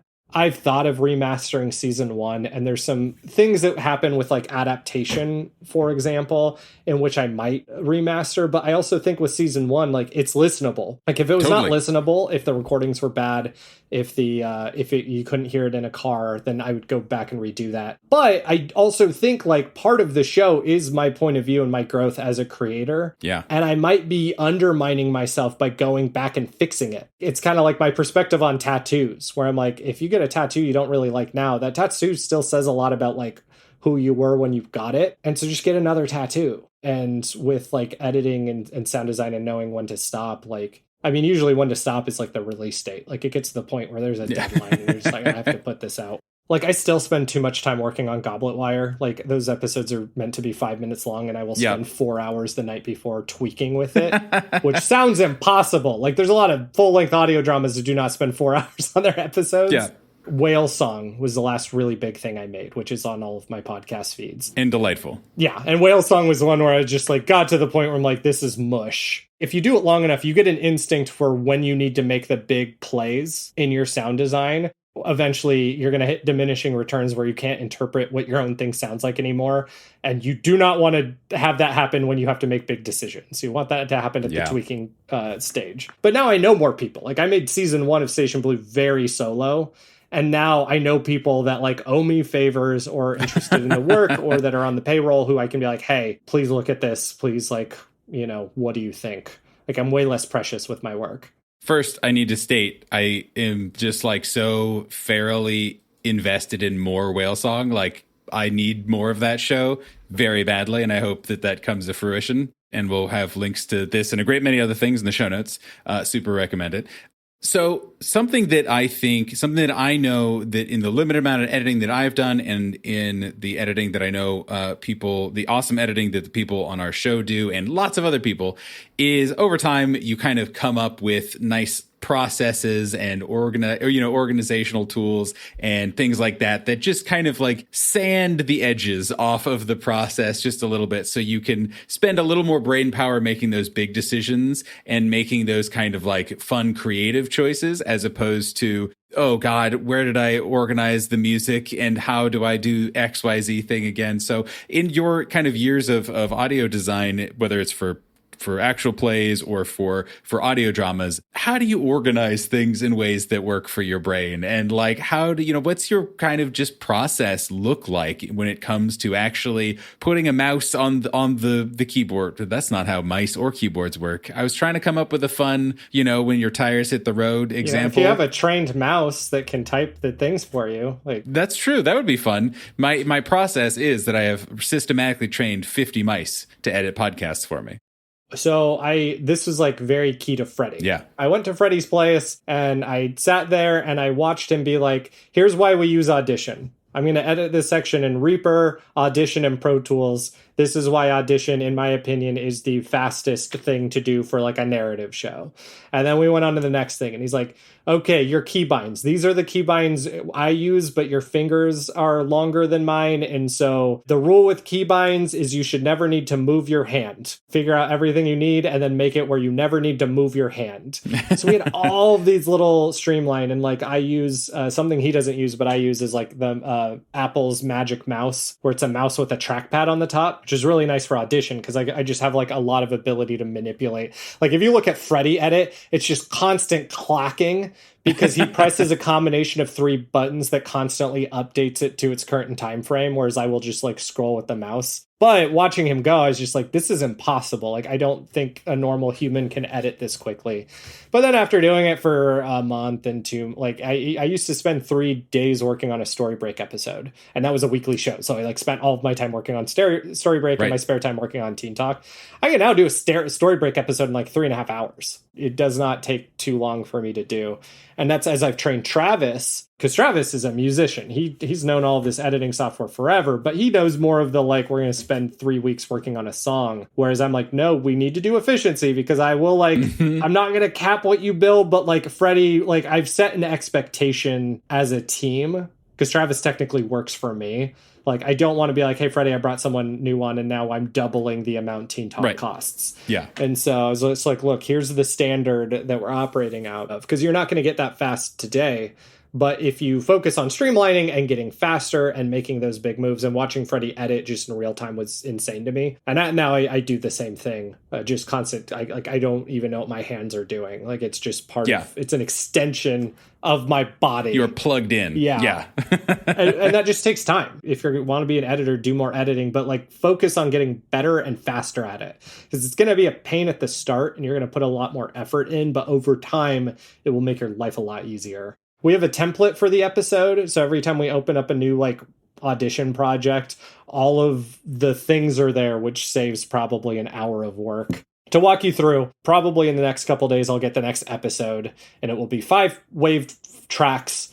And I will run them all through my initial presets for Isotope, which cleans them up because we know like who needs what breath control. We know who makes the most mouth noises. We know all of those things. So we have them dialed in per person, which took a little bit to like figure out. But now that we have them, I just have to put them in and press a button and it does it. And then I export them. And on the export, I give them their actual names on like what they're going to have with like an ISO tag on it. And so we know that has been processed, but it hasn't been normalized. And then we use a service called Auphonic, which you don't need if you have Audition, but it just gets everything to that 16 LUFS. Just makes everything louder essentially, but like more legible. So then I run it through there and I'll put a little Auphonic tag on it. So now we know this is like, we keep everything in archive. So if we ever need to reverse engineer, all the pieces are there. And then I put those in the project and I figure out what is the intro. I chop that. I move it up. I move the like music around it. Here's a neat trick when you're editing a lot is I will go to the ends of the track and I will cut like a second. I'll just put a slice there so that if you ever accidentally delete a track, if someone's not talking much and you're like, oh no, now I need to go resync these, you can just go all the way to the end where you have those 5 little slices and you just drag it all to the beginning and recut it. Saves my life. There's been nightmares I've created for myself. Yep, been there. So I do that, and then because we have all of our presets, we have custom chains for every actor, which is not like that hard to do. It's just take the time to do it so it sounds good. So I do an initial pass where I cut out everything I don't want, and then I do a secondary pass where I clean it up. And then usually on my third pass, I'm adding all the dice, I'm adding sound design. So like anytime they roll a die, I highlight. Like if Beth rolls a die or if Matt rolls a die, I will like highlight their track and I'll make that yellow. If someone's on the phone, I will cut that and I will make it light green. If another person's on an intercom, I will cut that and make it dark green. So that when I go back, I don't have to like type. I just like left click or right click or whatever, make it so I can look immediately and be like, this is where all the dice are. This is where I need to add phone effects or sound effects, especially now we have all these like, creatures that are eldritch entities that are speaking. Yeah, right. It used to be I would do 4 or 5 passes. Now I can do 2 passes and ship an episode and be fine. But usually the third pass, I'm adding sound design and whatnot. So like, do not expect to be able to do your whole episode in like 2 or 3 passes. That is just something I've gotten to over several years of doing this. Once I do my second pass, I'll render a draft and I'll send it to the dads and no one will look at it. And then when I do when I do the third pass, I'll send it and be like, this is pretty good to go. Freddie will look at it and add his notes. From there, it's just me. Like, unless I do something really crazy, I do not show the rest of my work to them. They can look at it if they want, but I'm just sending it in. But that only happened over like a long time of getting in sync with them. And they're just kind of trust like, all right, I can do that. And occasionally, there's a time I use like a music bit and Matt and Beth were just like, I didn't like this. And it's like, well, you should have said something because it's in there now. We can't really change it. Oops. Well, it's fine. Like, I'm amazed that doesn't happen more often. I work for the nicest people. There's no time people are like, why did you do this, you moron? I also kind of know what people's sensibilities are. Like I won't name names. Several of the people are going to be more sensitive to what they have said and assuming like, hey, can you cut that down? Because I went on for 10 minutes. I'm like, you went on for 4 seconds. So you're fine. Whereas like other people will offer more notes, and I kind of know which one of those notes to take and which one of those notes to table until they come back with their second pair of notes. But generally it's streamlined. Like most of the time, I think most of the cast has not heard the episode until the live listen. But once again, that has happened after trust and building sensibilities and like it not being necessary to do it. And then I'll render them out and I'll ship them off to our producer. Then we got the next episode to do, or the next bonus content or things to review.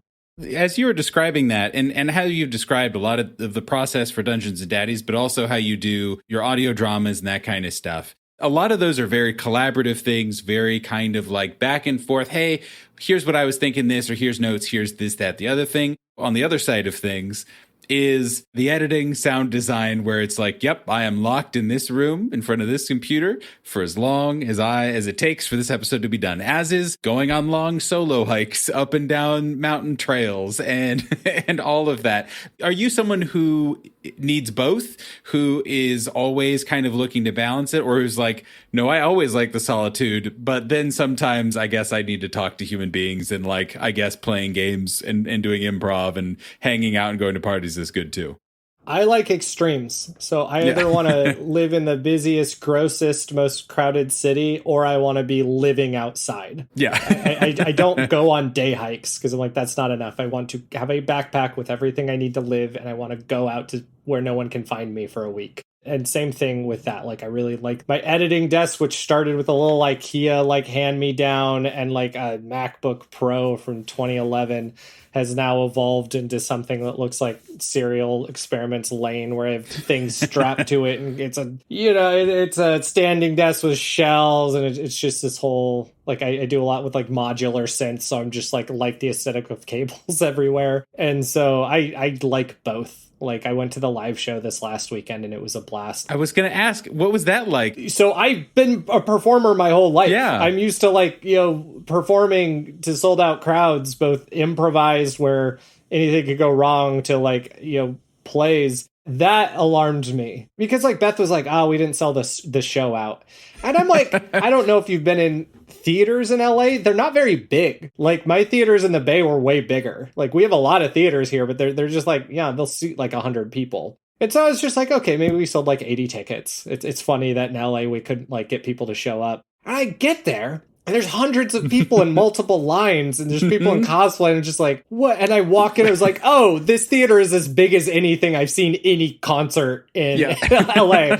Oh, and I looked, there's like a D&D journalist who knows more about our show than I do. Dr. Emily Friedman. Yes. Who I started interacting with after I had a tweet go viral and then got more in tune with the actual play world. Was just like, oh yeah, they sold 1,200 of their 1,400 seats. I was just like, so many people. Like, I almost lost my hearing when during the beginning. Like, people were screaming, and I was like, I have to go finish the episode tonight because we're kind of behind.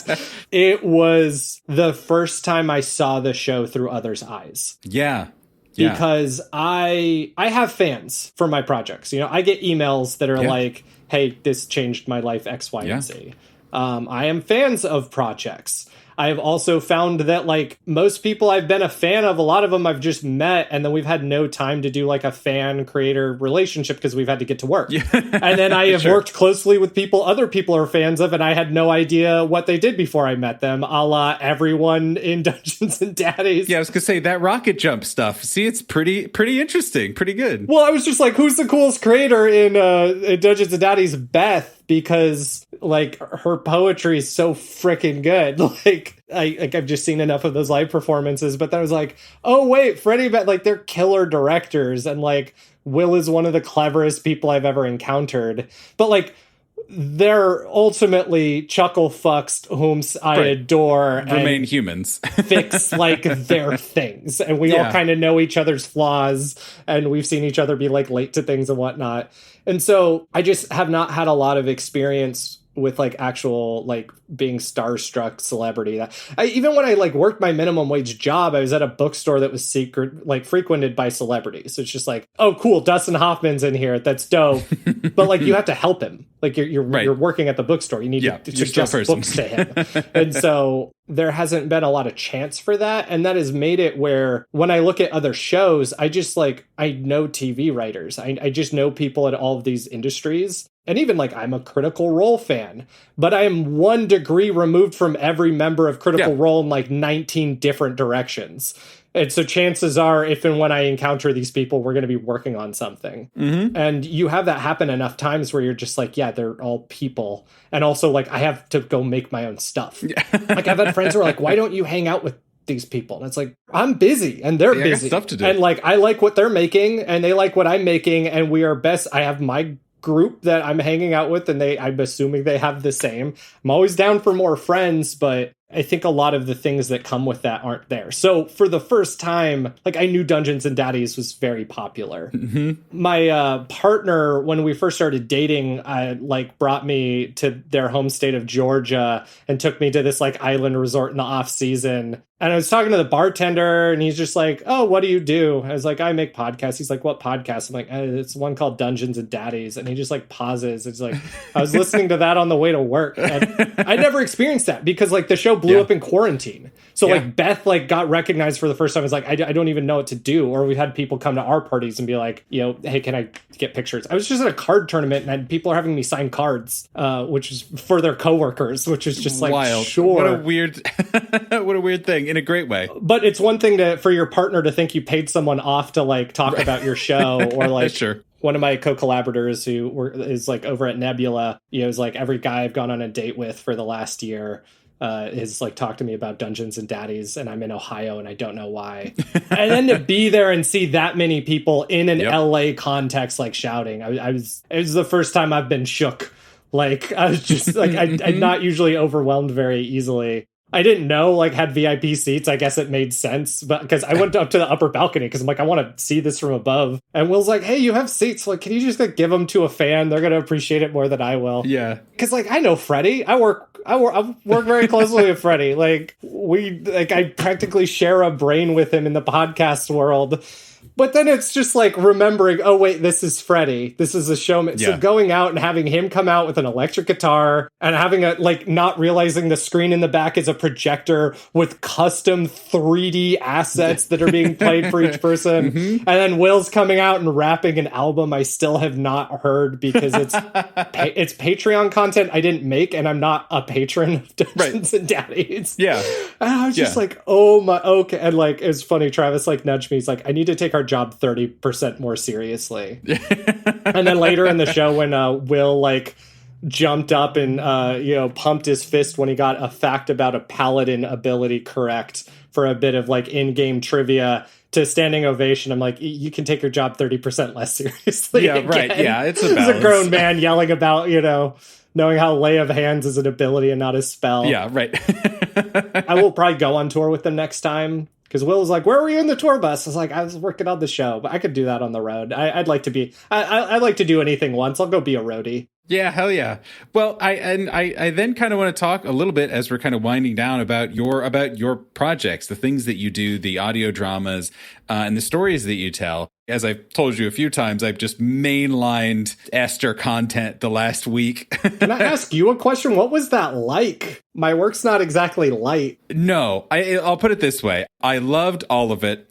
I had to stop after a few episodes with a lot of them with the intention of going back, but it wasn't exclusively because it was like, well, I have to try another show. Yeah. It was also of like, skin pretty heavy, pretty intense here. I'm thankful all the time that I watched Twin Peaks: The Return weekly, because that's a lot, right? And didn't just mainline it and try to catch up like I did with watching regular Twin Peaks. And that was definitely the sense I got on a few of your shows as well, in a good way. In a yes, this is effective and good, but was also a lot in a good way. So where do you start? Is it idea first? Like, here's the theme I want to explore. Or I come up with a character or a scenario. Or is it like, I want to try something audio-wise that might be interesting that I don't get to or haven't really gotten to try yet? And what's the kind of scenario that I can build to enact that? Or how do all of the parts of your brain and kind of your expertise all kind of come together when it comes to doing, putting together all these very surreal, very personal, very character-driven, and also often horrific situations? It comes together so quickly. It comes together so quickly. It's like getting hit by a truck. But generally, I am not interested in making something, putting in all the effort if it's not saying something. Mm-hmm. With Station Blue, I'll have ideas, with the Antarctica thing. Chances are that started as a Call of Cthulhu scenario where I'm I want to make a show about bipolar disorder. I want to make a show that I wish I had when I was 14 to help me understand and navigate this. And I also want a show that's going to create empathy for people with this from people who don't have it. I want people to understand mental illness better, so that if you have empathy for this character, I start with that. I want to make something about bipolar disorder that communicates it with every element of it. And then beyond that, it's and I want it to be scary, but I want it to be scary in the way that having bipolar disorder can be scary. From there, I'll go and figure out the structure of, with bipolar, you have depression, you have mania, you have the in-betweens. There has not been a full bipolar cycle in the show for the main character yet, because the show's just taken place over a couple months. With further seasons, as more time goes, you'll see that.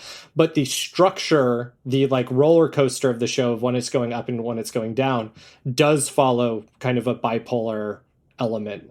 Not only is it about someone with bipolar disorder, and the horror elements and the cosmic horror element of it is coming from identity and bipolar disorder and trans identity, but also the structure, the highs and lows of when am I going to put in a thing that's really agitating or exciting or whatnot, that's also following all of it. So that with every fiber of its being, it is expressing whatever my goal is. Yeah. I have a vampire show that will come out one day that I'm pretty quiet about, because generally I'm quiet about projects that don't exist yet.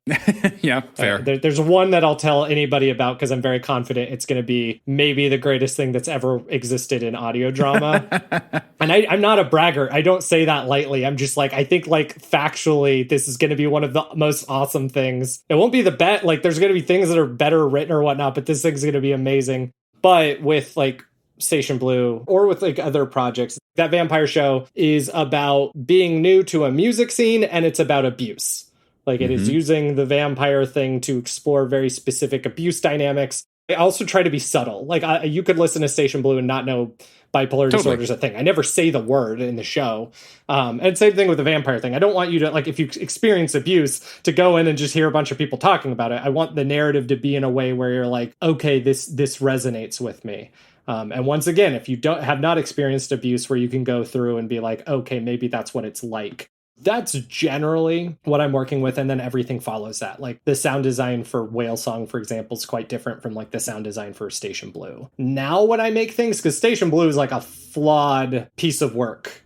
I mean that is a good thing. I did not know what I was doing when I made the first season. I'm learning more every time. That's going to make it inconsistent. It's going to make it lopsided. But I think that's part of the beauty of it. Whereas now when I make things, I can plan ahead better, and I know probably how they're going to come across better.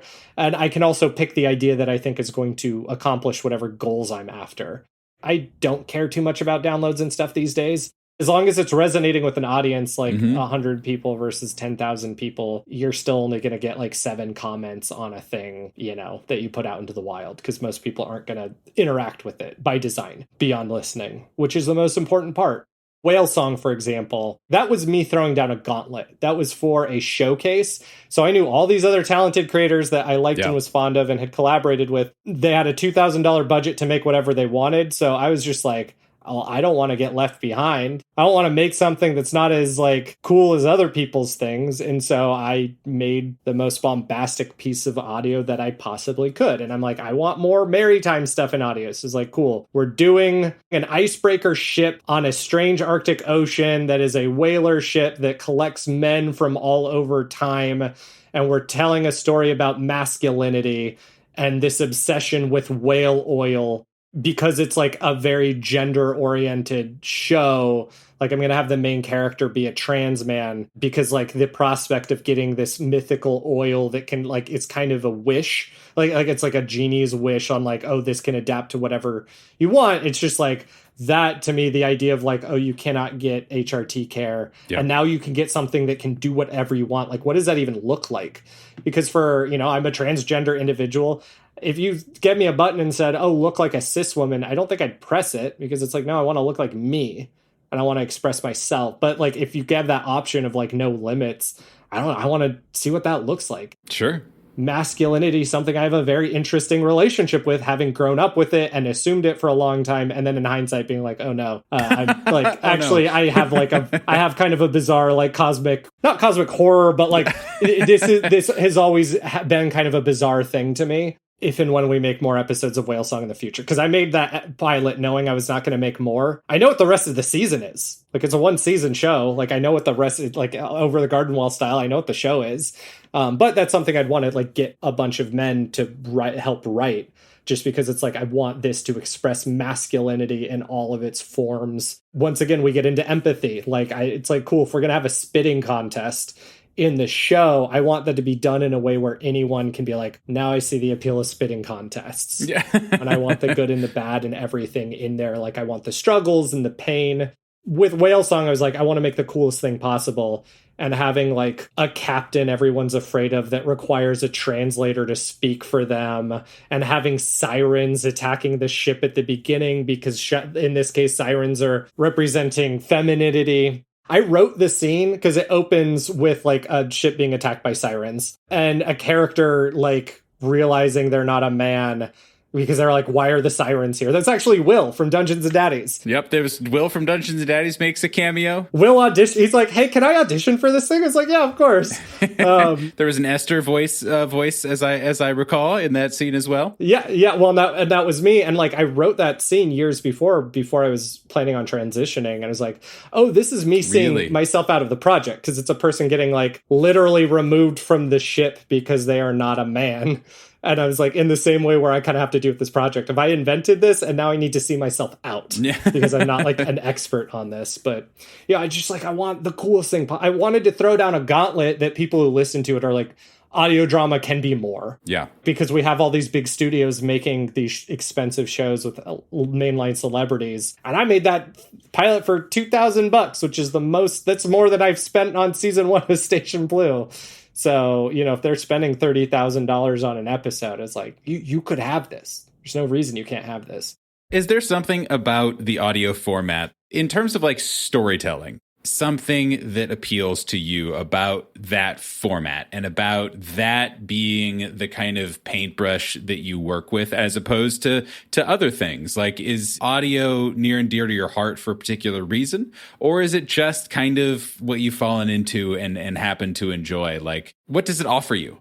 Being a horror lover, and my approach to horror is I cannot necessarily scare you, but I can foster a lot of empathy between you and a character, and I can scare that character. Ideally, then your empathy will contribute to you feeling something like fear.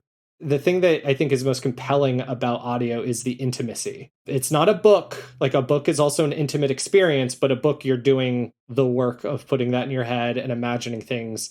Whereas audio, you're doing a little bit more. There's a little bit more of a direct, creator reaching into your brain and forcing specific images. But beyond that, it's intimate. You're generally listening with a pair of headphones or earbuds. You might be doing it on a commute. It's the ultimate like brown paper bag over like an erotica novel, like reading in public, where that is to you whatever it needs to be without judgment. If you want to have an awkward time, go do an audio drama listening party. We've done a couple of them, and we sit there and we realize, like, we're like, okay, this episode's 35 minutes late. Like, where do I look? Yeah, right. What do I do with my hands? Yeah. It's not that it doesn't work in that format, but you're just like, oh, the thing I value about this is the intimacy. And now I feel like somebody's going through my underwear drawer when I'm listening to this with them. Mm-hmm. Being a horror creator, I think at my core, I find audio the most compelling medium for that. And then beyond that, because my work is usually focused on like building empathy and exploring various like identities and experiences, often through some form of horror, it's just, to me, the best medium for that. And also, like, just living in LA and having commutes, I also just have a fondness for audio because it's a piece of media you're taking with you. And then being a backpacker who will spend weeks, if not months, out, in the wilderness, it's also a nice thing. So between all of those things, it just, I feel like I was accidentally raised and created and went through the struggles and the triumphs and whatnot I did throughout my life to create audio. Yeah. Something that really always struck me with all the shows that I was listening to of yours was that level of certainly saying something, but also of kind of that personal connection with a lot of stuff, right? Of Station Blue being about bipolar, about Whale Song obviously being an exploration of gender identity. Is that something that is necessary for you? Is kind of the exploration of that, is that something that you find like this is a thing I have to do, taking these big things or these big realizations and then kind of turning that into art? Or was it, hey, I like doing art, and also I want other people to connect with it and see this and kind of see what's important to me and these themes that are important to me and hopefully have also a connection and feeling about it? Yeah, now that, like, once I started doing it, it was very much like, okay, I need to do this because it's been so beneficial to me. Having bipolar disorder can be a really miserable experience a lot of the time. And knowing when I'm going through like a rough time that like, oh, I have spun this into a thing that other people have benefited from.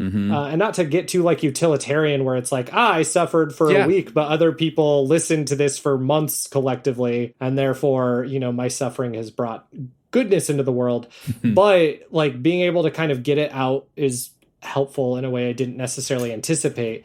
And then more than anything, seeing how it has benefited other people like helps a lot, because then if I'm suffering with something, it's like, yeah, but my suffering has spoken to other people's suffering, and it's also like helped them ideally suffer less, and therefore like help me suffer less. Totally. And then there's just stuff where you like tell on yourself. Like I was like being aware of like what non-binary was around making Station Blue. So there's definitely like gender stuff, and there, like I had like Rin is a character that's told through a journal that was always, but I thought like Rin was going to be kind of the trans journey and Rin's partner throughout that. And then I go back and listen now, it's just like, this just has a lot of like outward really trans stuff. And I noticed I had like a big trans audience for Station Blue. It's like, oh man, I just told on myself. And someone I remember at the end of season 1 asked a question of like, essentially like, oh, what is Matthew's thing? I'm like, well, I tried to write a cis dude, but I'm not a cis dude, so it didn't work. And because this project so comes out of my guts, you can't help but have that rub off on all of the characters and like the way it's being told. And so now it's like, okay, Matthew's probably not a cis dude, but he is a dude alone in Antarctica in 2010 who does not know anything about like what being trans is. And so we're going to kind of see what it is to hold those things in, and I haven't like locked down his identity because it's like I'd have to explore that through him. And that's just not what the show is going to do.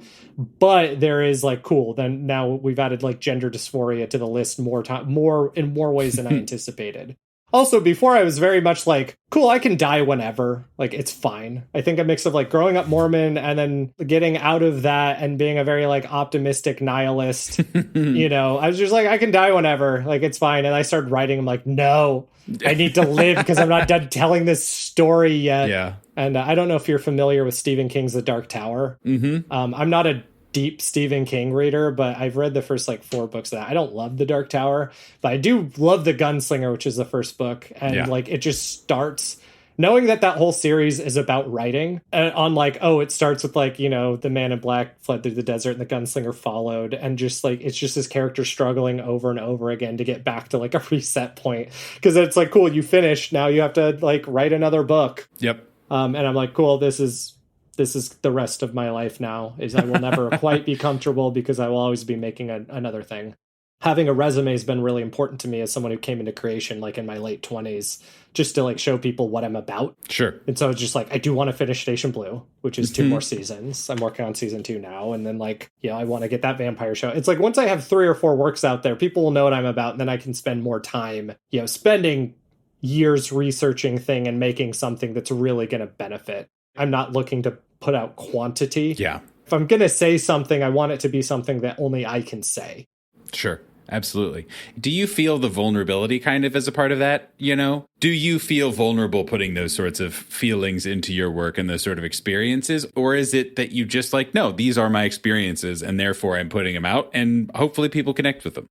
A lot of like, my life has been me playing chess against myself and trying to put different versions of myself at a great disadvantage. If you have like a manic episode, you can really ruin your life. People would never know because you don't know what a person looks like when they're having a manic episode. And so it's just like, I want to make it as hard to ruin my life as possible when that comes. Or if I'm depressed, I want to make it as difficult to lose a bunch of weight while depressed as possible. For me, telling people about my diagnosis was pretty key because I'd always forget about it. Because you don't know what mania feels like when you're depressed, and you don't know what depression feels like when you're manic, even though you've experienced those things dozens of times. And it's not something people generally noticed outside of like how quickly I was speaking throughout my life, because I've been very good at like running an even, like consistent life despite all of this. But then if it does come out and beat me, it's just like, all right, well, nobody's going to see that coming, and that's going to create problems. I did not like telling people in college, but I told everyone, like to the point of oversharing, because now it's like, now I can't pretend that I don't have this thing because everyone knows. Sure. Yeah. And then the next ante up of that was making Station Blue. Like something has not happened since, but like the first like con I went to after Station Blue, people are checking up on me and all of that. I'm like, these are people who just don't understand mental illness because they only know me through this mental illness horror show. So they think I am like on the brink of collapse. And I'm like, I promise you, Matthew and I are quite different characters. If anything, it like, you will find me in all of the characters. When season 3 is done, you put all the characters together and you'll have some kind of version of me. But yeah, putting it out there, it's like, cool, now I really can't hide this. And same thing with like transitioning. Yeah, because when Station Blue came out, I mean, you already said, but you had not transitioned yet when you had put Station Blue out. Well, and I didn't think I would be doing like a binary transition either. Yeah. Even when I was making Goblet Wire, I suspected I would, and like I was prepared to re-record credits with my my chosen name. This is all a process that like largely audio helped me get to, between like telling very vulnerable stories in which you tell on yourself. And to go to your vulnerability thing, I don't feel vulnerable, so I feel like I'm pushing myself out of a house, you know, Flintstone style, and be like, go survive. Take this next, you know, next challenge. Now it's out there and you can't pretend it's not. So you have to go confront it and you have to go experience it and figure it out. It's fucking awesome. It's technically vulnerability, but it's just like, no secrets for you. Go deal with it, because with both of mental illness and like being transgender, those are two things that's really easy to hide from yourself and lie to yourself. That's not the path to a good life. And so just like, nope, we're pulling it off. Now tens of thousands of people know this about you, and you can't unmake them know that about you. I was really reluctant to transition online. Right. Being trans was the first thing in my life that I was like, I don't know if I want to deal with other people's opinions on this. I don't know if I want to deal with my own opinions on this. Like, I think I'm just going to do this quietly. Yep. But then seeing like, and I think I would have made it here no matter what, but like seeing the Dungeons and Daddies audience and how many of them are like very young and queer, and also like, you know, the dads are all like incredible allies, and you could suspect that, but I was like, I think there would be benefit for me being publicly out and doing this publicly. Like I was ready for it at that point, because then it's like, oh, if you're a fan of this thing and you suspect, hey, like, Anthony and them are cool with this. And then, one of their like core members of their crew are like, okay, you can have some trust here. You can further invest in the show.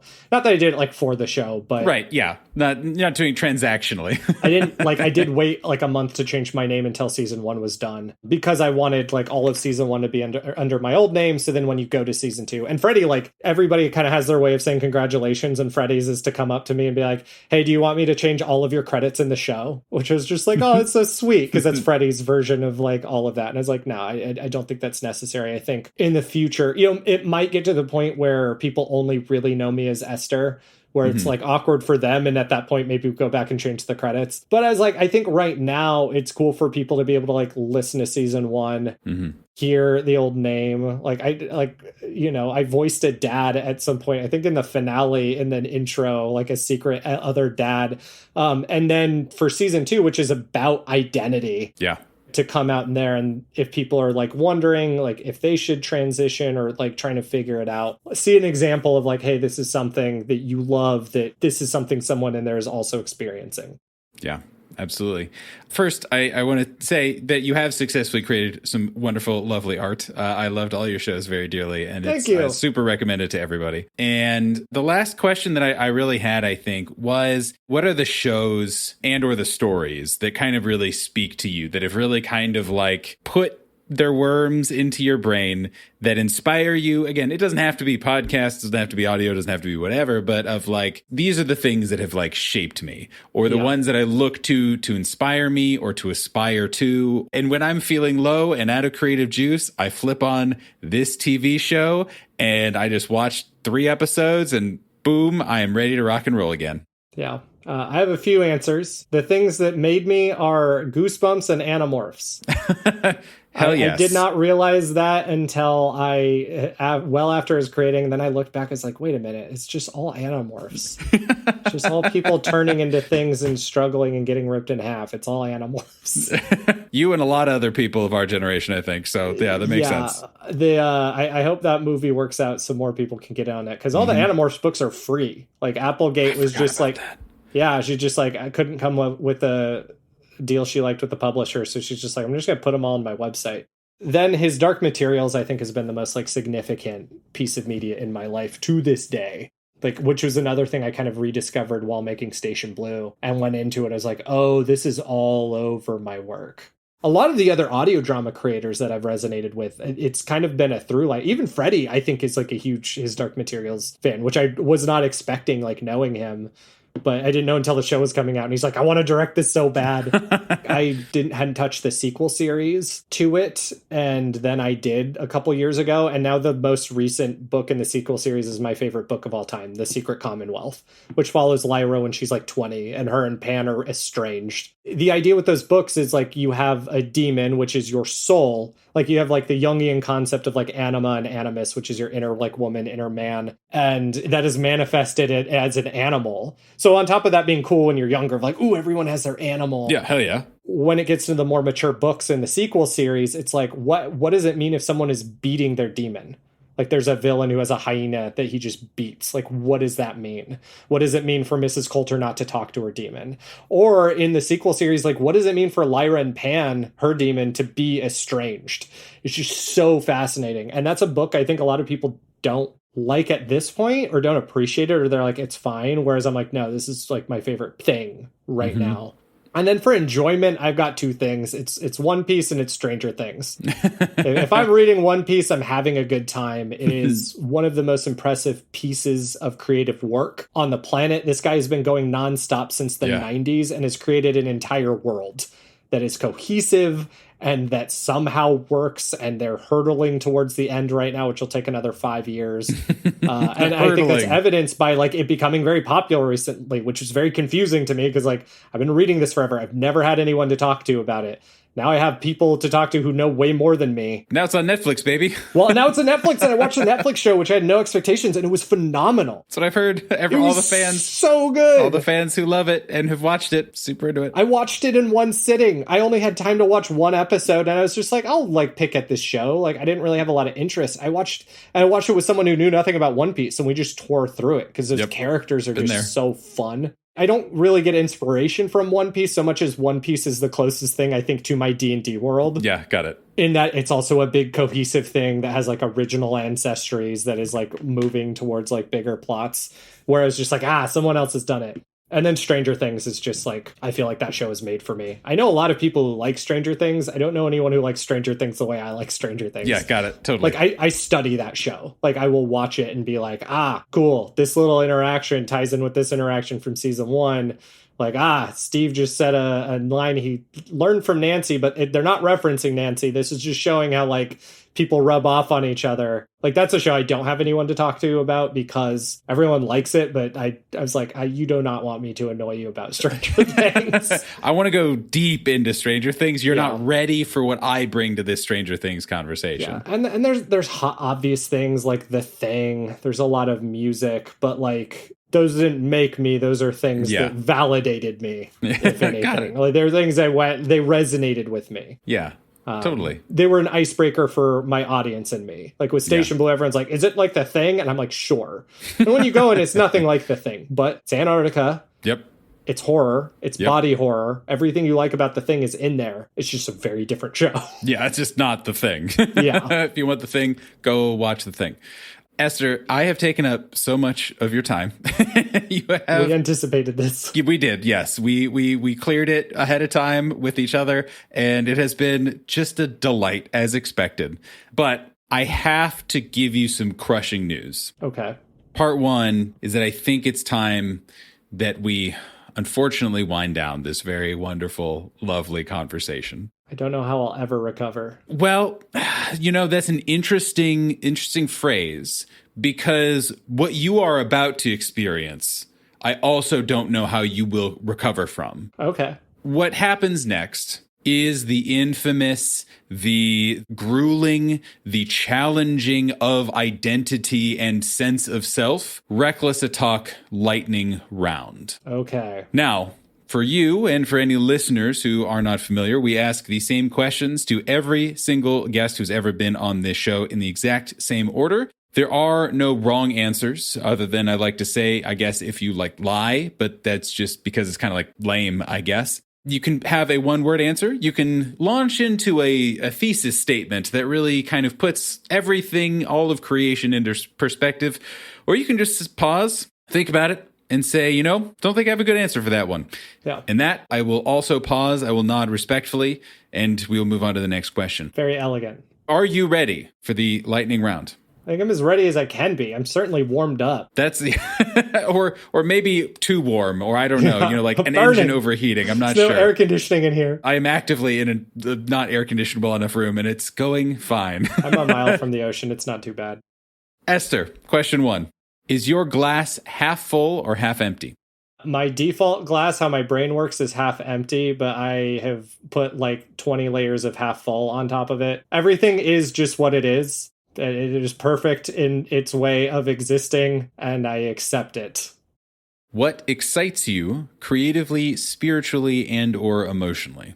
Creatively, works that excite me are works where people put a lot of themselves into it, and people who feel compelled to make a thing. I want works where someone's like, I would make this in a cardboard box if I had to. Those are the things that really get to me, I think. That's what I'm after. And that can be in any form. But those are usually the projects I'll be most excited to sign up for.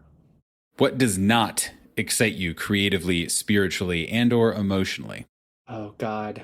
Hollywood's approach to audio drama does not excite me. One day they'll make a good one. It's not that they're bad, and I want to give credit to the creators of them who put in just as much heart and soul, but you just have a disconnect from those creators. And also they have plus 6-figure budgets. They could do so many cool things. That was Whale Song was me throwing down the gauntlet of being please more of this.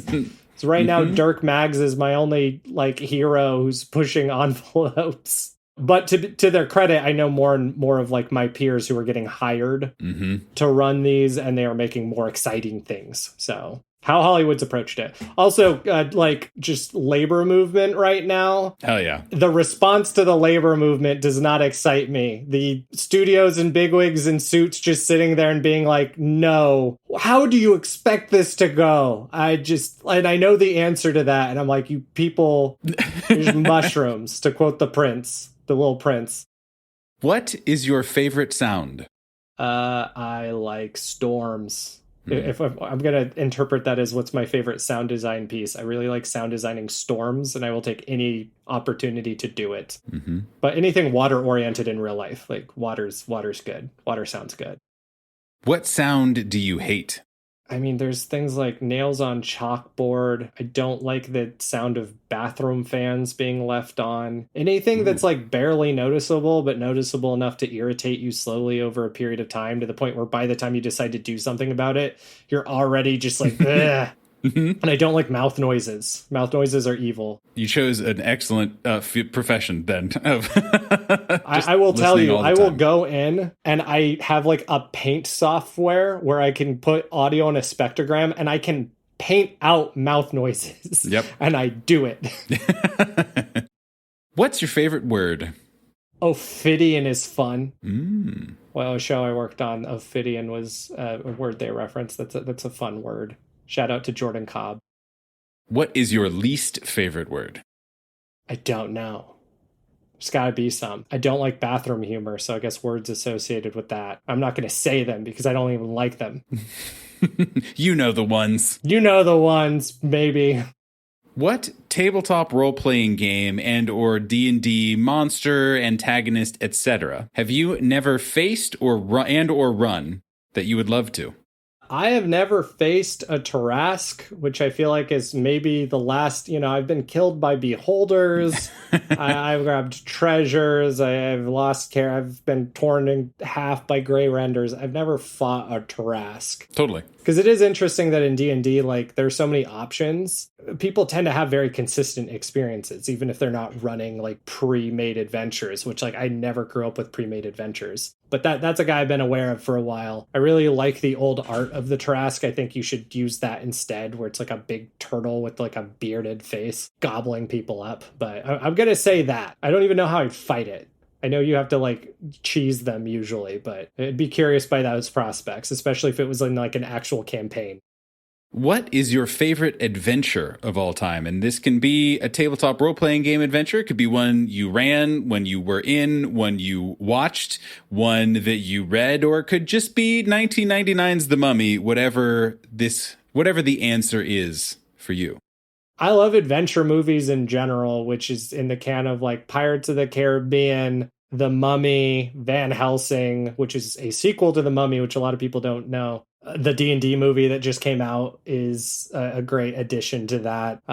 Stardust is a great addition. Like, they're just fun. And I know I just threw a lot of things at you, but those are all good adventures. I want to go to different parts of the globe. Ideally, if we could like make them a little bit better with like out like the inherited imperialism of it all. And that's kind of an interesting thing for our hobby to tackle, or I guess our profession in a lot of ways, is just like imperialism is baked into the heart of so many role-playing games, to the point where the one I played over the pandemic that my buddy ran, we all happened to be like nature-oriented people and we were idiots. And so we're going through forests and we're supposed to like make deals to help get a road made. And we're just like, no. And he'd like, it got to the point where we were under equipped because he'd be like, I set up a dungeon for you that's run by trolls. And we would just go talk to the trolls and like figure out, make sure that where they fit in the ecosystem is fine. And if they're overextending, we'd beat them up. But like, it's like, you're supposed to take their stuff. We're like, what part of our characters don't even know how money works? Like, what part of you thinks we want to take their stuff? But it's also fun. And so that's kind of the challenge of like, how do you use this thing? I don't think the answer is just to throw it out. But with a lot of those adventure things I like, I'm like, oh, there's also just a lot that's baked in imperialism. Oh, yeah. And the answer of that's just like representation, tackling this from other point of views, like giving power and voice to like voices that are there that just don't necessarily have the mic. What is your favorite tabletop role-playing game character of all time? And again, it could be one of yours. It could be an NPC. It could be one that you watched. It could be whatever. There's a character I played, Salamander Chance, who's a beguiler, which is my favorite 3rd edition class. It is all the worst parts of the rogue and all of the worst parts of the wizard, so nobody would play them. But the way I play beguilers, I think is fun. Can't really do damage, but I don't need to do damage. It's just like the ultimate Swiss Army knife of being able to run away and run up walls and confuse people. And I like playing that character a lot. It was a great time. Last question. What gives you hope? The heat death of the universe is really far away, and we're all made out of elements of it. Mm-hmm. So that's hopeful. Other countries and newer generations give me hope. Even if we're fucking up and going backwards, it doesn't mean other countries are. And we have the internet now, so we can communicate with people from all over. And I really like youngsters. I think they're kicking ass. Them youths. Yeah. And also just, I don't know, the struggle, just the knowledge of like, hey, you might be in power, but I don't care. I'm going to, like, I talked to the family. My family's like, they're all Mormon. They're not really conservative anymore. Like, they're more and more getting out of that just because it doesn't fit their values. You know, I was just like, look, I have to be political because I'm trans and it's a requirement. Like, taking a pill every day is unfortunately an act of rebellion, and I wish that was me overstating it. I don't feel rebellious doing it, but it is like and those people are going to die, and that's death. Death gives me hope. There we go. That's my answer. I said heat death of the universe and new generations. The themes of those are death, so death gives me hope. Yeah, pretty much sums it up. I am looking forward to death when it comes, just because I love novelty, and I don't think there's a more novel experience than dying. Esther? Yeah? Congratulations. You have made it to the end of the lightning round and the Reckless Talk interview. Thank you very deeply for your time and energy and expertise and general loveliness. As a reward, could you please tell everyone who you have been, where they can find you, how to support you, all that good stuff? I've been Esther this whole time. The whole time. I'm at various social media tags at Ester the Esper. My name is not Esther with an H, so ESTERTHE, Esper, like Final Fantasy VI, ESPER. I have not been Zeeting lately, and so I'm on Instagram and the blue one, though I have not gotten in the habit of using them. But you can find me at those things.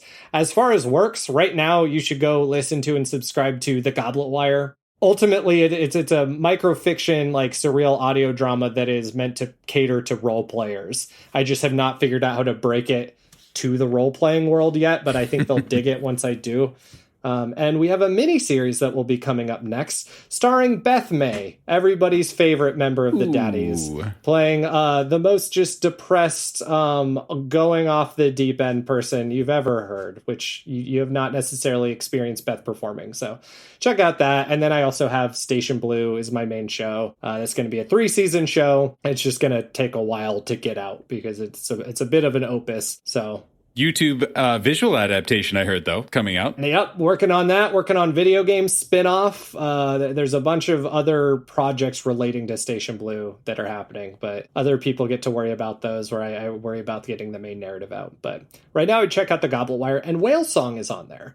Whale Song's the best thing I've ever made, and so, well, the Sarah episodes are the best thing I've ever written in Station Blue. Those are the only things anybody cares about, but you'll know them if you hear them. But Whale Song's the coolest thing I've ever made. If you just want to spend 20 minutes and be like, what's Ester about? Especially if you've heard my work on Dungeons and Daddies and want to know what I would do if I was not held back. Not that they're holding me back, but it's just not the nature of the show. Go listen to Whale Song. Esther, thank you once more, and very appreciate you very dearly. And goodbye. Bye.